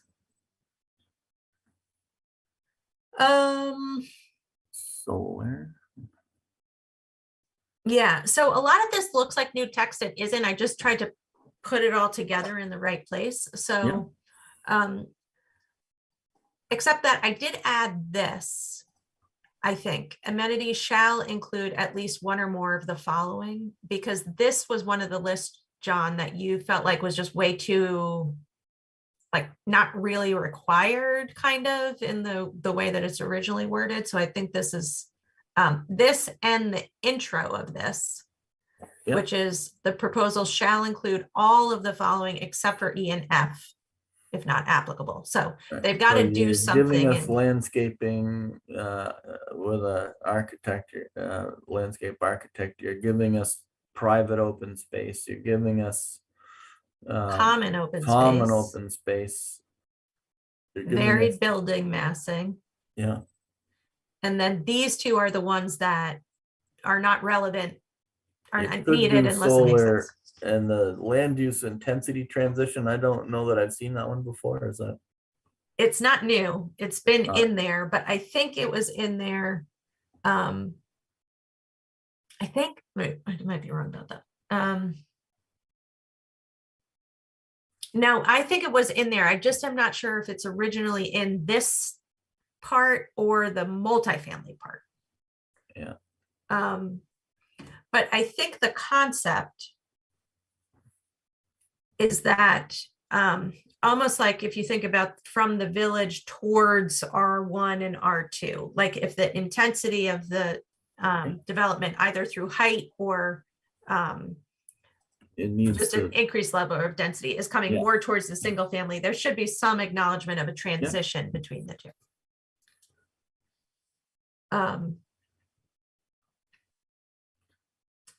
So just in the last sentence of that one, or similar mechanism required by the planning commission puts the burden on the planning commission to come up with the other mechanism.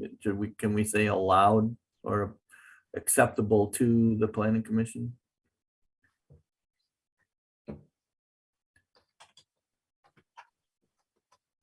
Yeah. Thank you.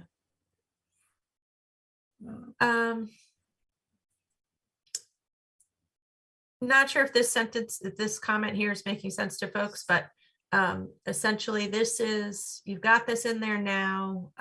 My recommendation is to take that out. You don't really have the authority, first and foremost, but also it's up above in the incentive category. And when you are sort of asking for something as an incentive, it's more okay that you don't have the authority to do that. If you're requiring something, that's a little bit more in a gray area of whether you should include it as a requirement. Isn't that this makes whole sense. section saying though that if you do this, then we may provide waivers on things? Isn't it all It is, but she set the incentives list to of get waivers? saying you have to do all of these things except E and F, right? That is true, Phil, that this whole I mean, even elevated to the extent of nobody's forced to get a PUD, right? Like even from that perspective, it's an optional process. So you're probably right that it's a little bit less of a concern, but it's still pretty much of a gray area, I would say. But the other thing that more concerns me about requiring solar, particularly in a village area, I'm completely on board with solar on rooftops, but you just really want to be careful that at some point in time, one person's rooftop solar is not then shaded out by somebody else, because the main point is you want to increase and infill your village. And you don't want shading to be a thing that's going to stop a new housing development from happening, Agreed. if that I makes think sense. the best place for Mhm. solar is the light industrial zone. Places like that, when you've got high density, unless we go, to, as I've been pushing for a long time, greenhouses that are actually made of solar panels. So the structure is a structure. It's not like for want of a better phrase, something stuck onto it, which is the way most solar panels look at the minute, although they're getting more sophisticated. I think at this point in time, if you've got a high density area, I don't see how you can integrate solar into it and, have it look at home in a designated village center or any of those things. I've been talking to Global Foundries about filling every building on their site, the roof of every building with solar panels. The town could do that as well. Even, Post Office Square, Mhm. Essex Junction Shopping Center. There's not much you can do to that to take away from the aesthetic. And it's got a clear view south and west. Both those two sites, I would highly encourage it there. Schools, I actually almost have someone who's going to put free solar panels on Essex High School, but there wasn't any response that was positive, so they went and did it somewhere else. The roof won't take any solar because it's not configured to take that much more weight. So that's to why there's no fix. response from the high school. Easy to fix. Very easy to fix. I've asked. Okay, it was one of the things I asked years ago.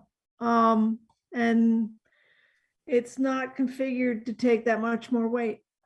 Yeah, well, very easily fixed. There's a will, there's a way. It's not always that easily fixed, and they've already been adding more insulation up there to provide better thermal, which brings with it a requirement to make sure you didn't overstress by adding snow load, because they're not melting it off anymore. But Well, I don't want to get into it's- details here. yeah, But when I did, it can be easy. Sometimes it's not, and you have to do a little analysis to figure it out.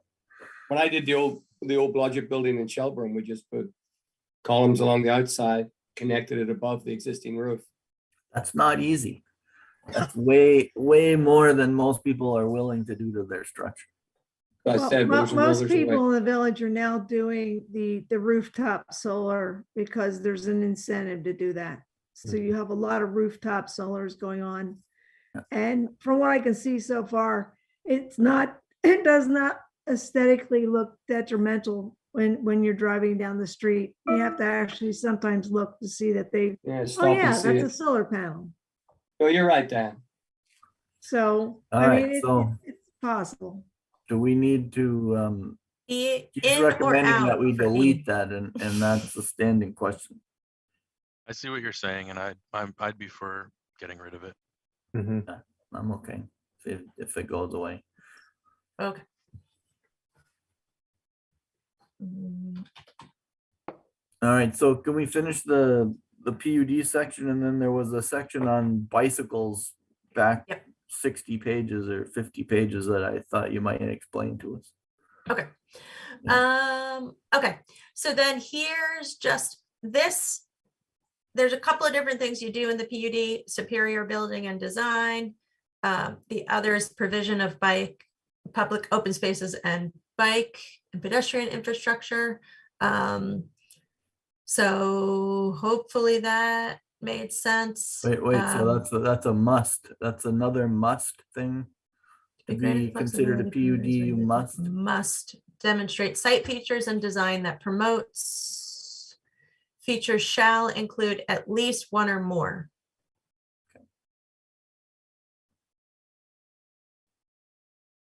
Just suggestions.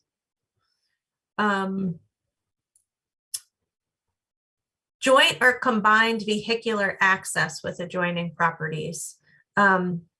So this, again, these kind of key categories were already in the LDC. So I am guessing that the point of this was to try to get to some better access management and minimize the number of curb cuts.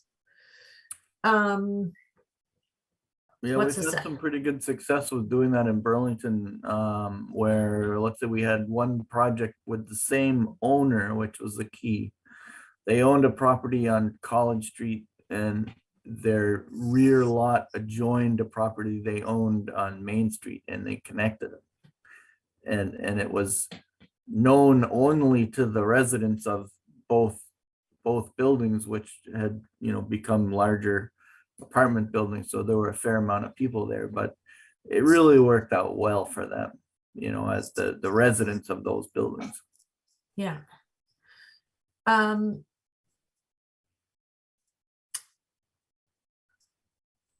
This random sentence, I'm not sure what the purpose of that is. Waiver of building height in a light industrial district only. Oh, sorry, this one. Oh. Front yard setback reduction on any internal streets which do not provide a direct connection to adjoining public streets. That's what was tied to this main section. Front yard setback reduction on any internal street. Robin, that sounds like one of your sentences. I say we strike it. Yeah. Does not sound like my sentence. I'd have at least Something 6 that commas came in out there. of the transportation. What is it? The Transportation Incentive District. POD. I mean, if nobody knows what it's supposed to do, I'm happy to just take it out. I think what we're saying is if they play ball, we'll I don't know why we're saying it. I think we're saying if they play ball, then we'll give them something in return. But I don't know why. I don't like it. Get rid of it. Yeah. Okay. If I can't figure out what it applies to, then I guess we don't need it. Yeah. Okay. So again, the existing. Sorry. This is an existing LDC. So the only way that you're allowing a waiver of height is here in the light industrial district, which I think is fine. We should just give it a little bit more reason why, maybe.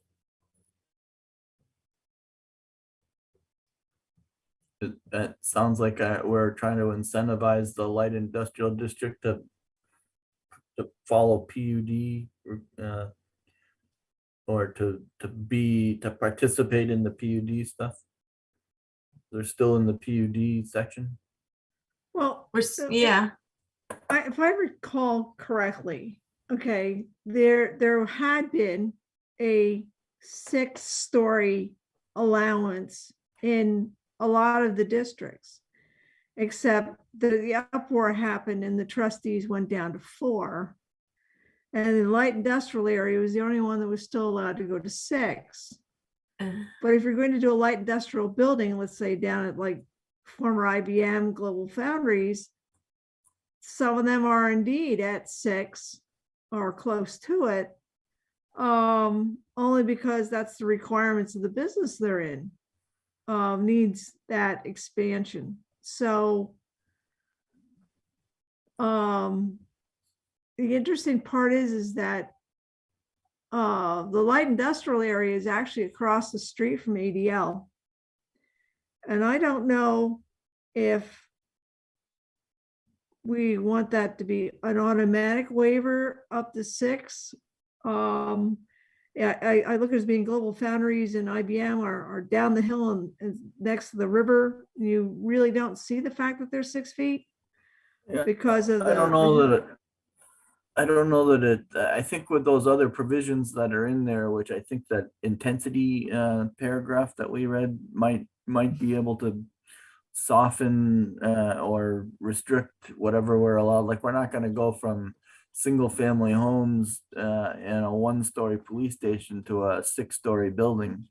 That breaks our intensity rule.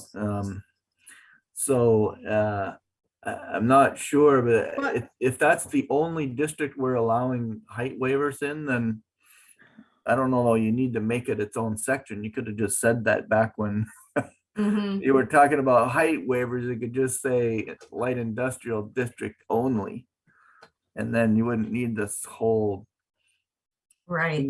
all alone, item 4 that you mysteriously allude to in the section above. Okay, that makes sense. So I'll look at those. Then again, this is sort of from what this all looked like before. There's a reduced side yard setback when specific building footprints are approved, and the use of zero lot lines, clustering, and other innovative techniques. So my suggestion is that these go away, because the whole point is that you can have lot setback waivers for any of these things. Yeah, and just back to that waiver of the height, why aren't we allowing a height waiver in any of the other districts?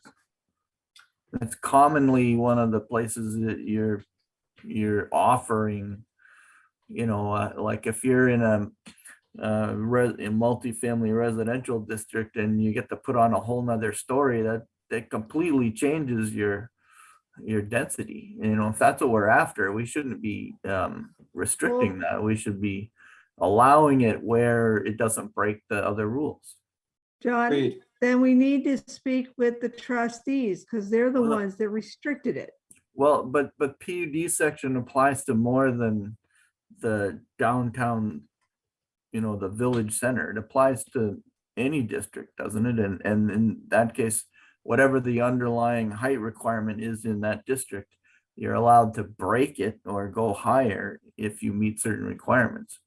So we've already been capped at 4 in the village center by the trustees. So we can't. We're capped at 4 everywhere in the village except for the light industrial. That is the only one they said that they would allow 6 stories. Yeah, but if I'm capped at 2 in the residential district, why can't I go to 3 if I did some amazing design?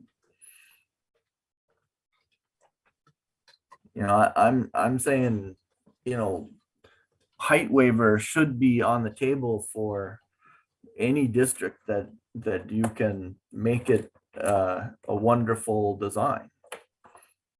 There's nothing magic about 2 stories or 2.5 stories. I mean, I can do a 3-story building that was better looking than a 2-story neighbor, and depending on the exact topography of the land, you might not even notice.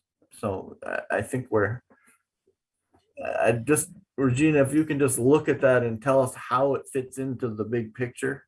Yeah. And give us, I think Diane brings up some good points. I mean, if we're only talking about, above 4 stories in one district, then I'm less excited about worrying about it. But if we can get it to apply to multiple districts, because it should be on the table when you're trying to increase density without causing other problems, then we should allow it. Okay, sounds good. So these two, I'm suggesting we delete because that's the whole point of all of this. If that's good. Another deletion.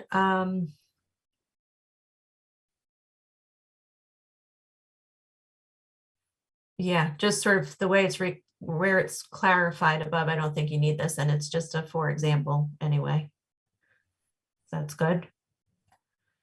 And just in terms of timing, I'd say if we could wrap this up by 8:30, we'd all be excited. Yes. All right. So this is a lot of words in here. I'm thinking the way that basically the way that it's sort of restructured in the section above, I think is relevant, whether you're in an R1 or R2 district or some of the other zoning districts. And I'm not sure that this for multifamily dwellings needed to be sort of called out. And I wasn't thinking it was kind of adding any value. Then I think a lot of these other questions kind of are tricky to think through without also looking at chapter 6, which is where a lot of this is called out individually. Yeah. And this is the kind of thing that I was talking about. So if that shows up somewhere else, we're fine, but that gets into the massing and the number of units and the structural design, in which case they mean, is it compatible? It's always a funny use of the word structural design, but yeah, I think that gets to a lot of the points that we were making about whether the building itself fits into its surroundings, right. Where you would notice or not notice an extra story, or it doesn't matter what district you're in. Like Diane, Yeah. remember the buildings at Loretta's where, there's a Mhm. 5-story building in there and you don't notice?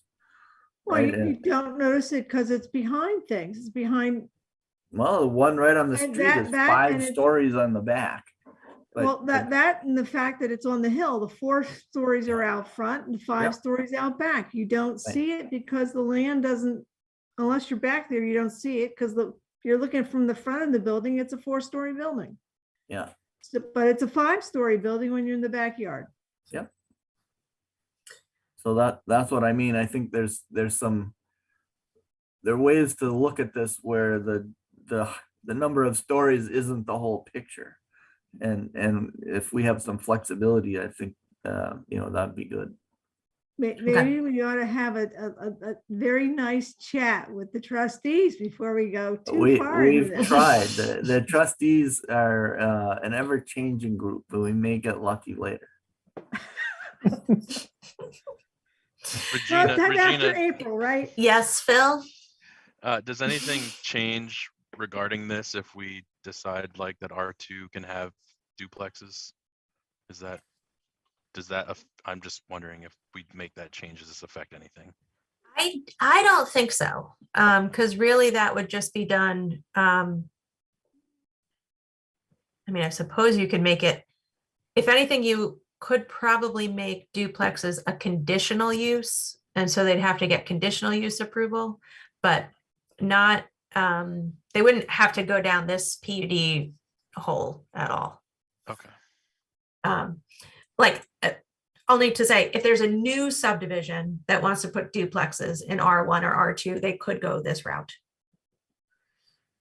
Okay, so if anybody after tonight reads through this giant comment box and has any concerns with what I'm saying, let me know. But we will kind of refer back to this a little bit when we get to chapter 6, when we go specifically into each of those zoning districts. Right. Then if we delete all that, it takes away those other 3 comments, which are basically saying, I don't understand this. So, okay, you want to go to the bike? Well, we asked you to give us some language on more in-depth bicycle parking and stuff, and you did. So I thought maybe you could walk us through that. Okay. So where is that? Do you know the section number? Yeah, I was just, Easiest. is it one, it's in this section, but is it one, like page 110 or 117 or something? I was can parked on it look. for a while on the, oh, here we go. Oh, 117. 117. Okay, closer. Okay, so first edit is that you, oh no. Sorry, one sec. Yeah. Okay, so you have it listed very sort of lightly already, so I'm suggesting you delete that and you add in this whole new section. So this really does mimic a lot of what South Burlington has. So you've got short-term bicycle parking. This really is for sort of visitors. Like that would apply to a business where you might park out in front and go shopping and then leave again. Commercial establishments. Yeah. Yeah. And I didn't really think it made sense that this, so it's for site plan approval is largely where this is going to come in again. But I don't really know that you would even get any a site plan application in R1 or planned agricultural, but it just felt like, again, the fact that those districts are a little bit farther, like I'm not sure you need this level of bike parking. Yeah. So the table is down below in terms of how much bicycle parking would be required. This is a little bit more about the specific design of the actual bike parking infrastructure itself. This is the reference to that document that I showed you folks last time that the City of Burlington references. So really you can kind of like, because this stuff changes, it's going to advance, it's going to, all evolve, and you can kind of just rely on that document. This is more about where on site those bicycle parking spaces are.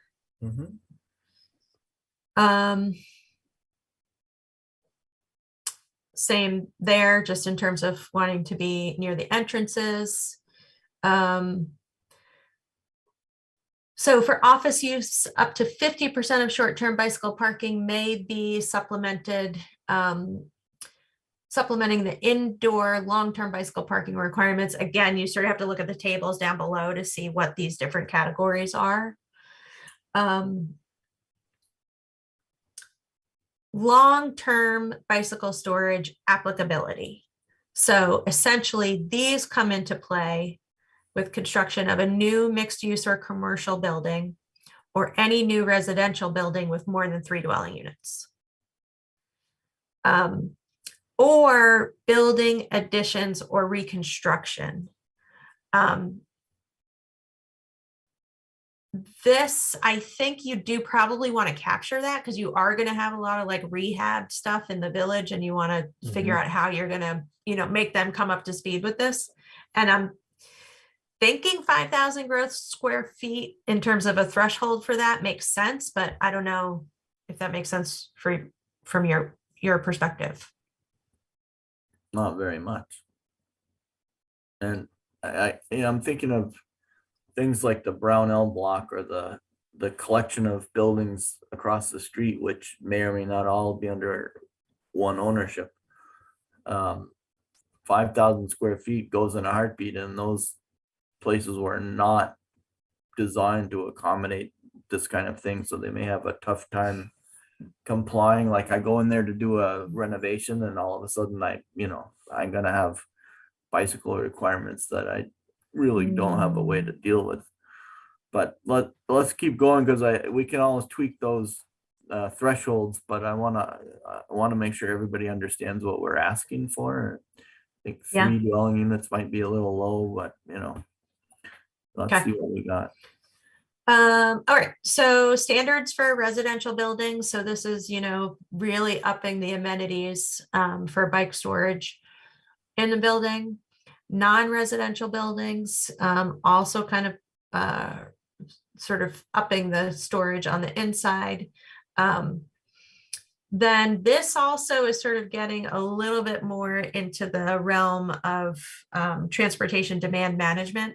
So concept being, it's only a little bit helpful if you provide good bike parking, but if you really want it to incentivize your employees to bike to work, a shower is incredibly helpful. And a lot of these requirements are in the leadership and energy, requirements. So if you are trying to get a point on your lead total for whatever purposes you of obtaining lead certification, bicycle parking and showers are a big thing. That's a real quick point. So this has already happened all over the place. We just probably don't see much of it here. Yeah.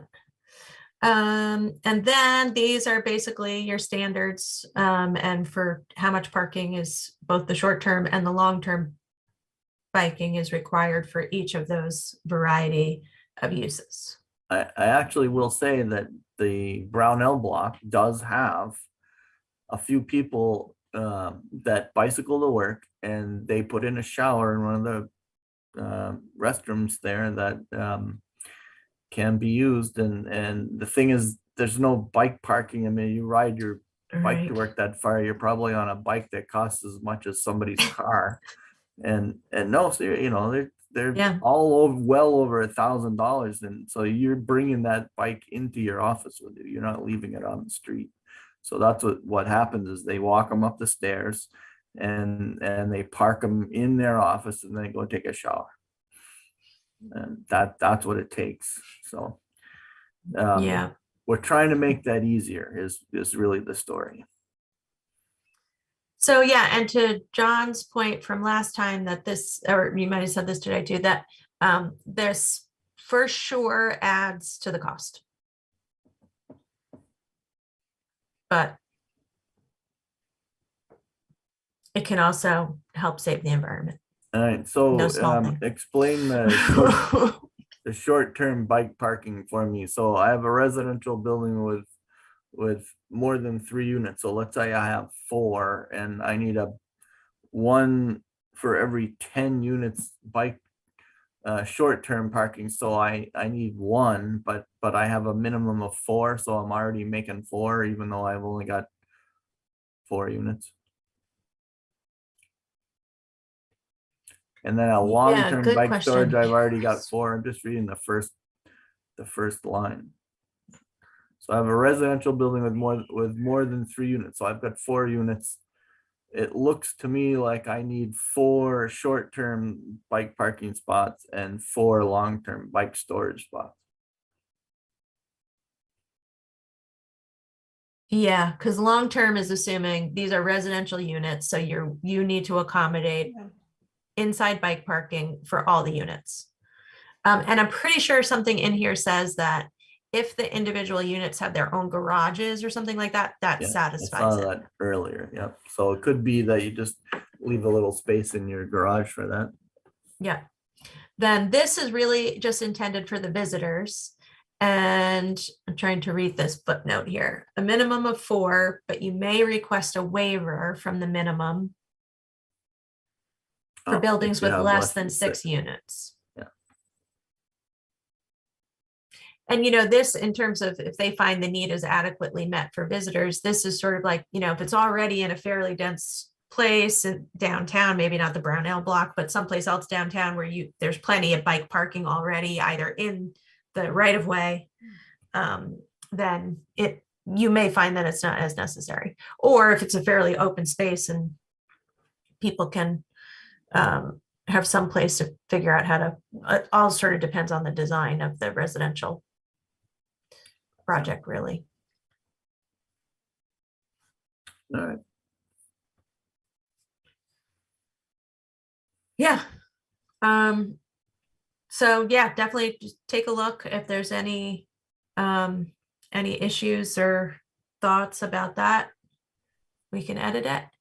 Yeah, I like it. The 3 Maple Street building have outdoor parking, and they also have an indoor parking area, outdoor ones for guests, indoor ones for residents. Takes up a bit of space, but it's very doable. I think it actually adds to the attractiveness of the space. I like it a lot. Yeah, I like it too. It sets the standard. I mean, especially since we market our village as a bike walk community, we should have some standards around development and bike parking. So All of course, right. this is This- not well, this- retroactive, right? This is all only new construction. New construction, but there is that one section that you have to sort of decide what's the right threshold for reconstruction. rehabs. Yeah. Okay. Will this impact changes to the Amtrak station at all, or is that a done? I don't think it's big enough, but they really should have. I still don't know what they're doing out there. Is there a place we can Yeah. go see what the plans are, Rob? And did they even have to file as a courtesy? As a courtesy, I can tell you that digressing a little Irish mind, you know, John. 2 phases of the crossings. The first one is going to happen fairly soon. A purchase order's been given to the successful contractor. This is just for the crossings. They're going to do the crossings from Central Street through Main Street first, because that has to be raised before they can do the ADA work on the station. So that should be finished June 30th this year. The other crossings will be done by November 30th this year. So all the crossings in the village center will be getting vehicle and pedestrian gates. But why have they dug up the whole so-called street side of the train station? They're just getting ready. At first they thought they could go ahead irrespective of what was happening with the connector road. And then we explained to them that they may have to do it twice if they did that because we're raising the track. So they had to put their stuff on hold for a while. But it's full steam ahead now. All right. Well, thank you, Regina. That's a lot of material. You guys did a great job getting through it all. A lot of material. And there's more. Yeah, so essentially the next meeting, we'll just have the next chunk of chapters. It might be all of them because we're not necessarily opening every single chapter. And the big one will definitely be chapter 6. And then a lot of the other ones are really back to the kind of stormwater public works kinds of edits, but yeah. Oh, also, and the fee schedule too. There'll be some changes to that also, but yeah, so for your next meeting, you'll get probably the whole other half of the chapters. Yeah, the fee schedule is a bit out of sequence because the trustees approved changes because management was looking to increase the amount of money we brought in. It was very simple stuff.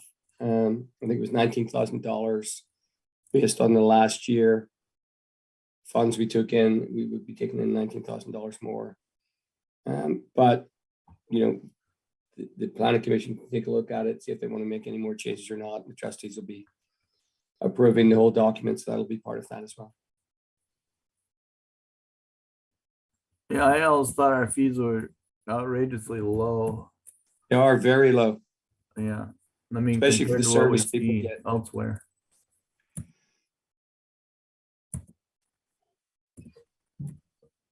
Okay, well, thank you very much, everyone, especially you, Regina.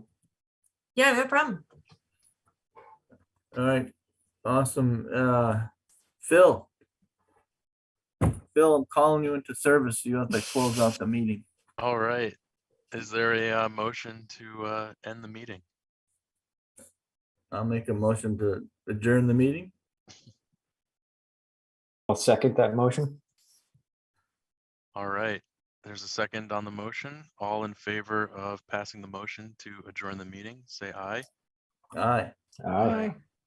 The motion to adjourn the meeting passes. Thanks, Nice, everyone. Phil. By the way, Phil, I heard Patrick's going to be sending you some razors tomorrow. Oh, yeah.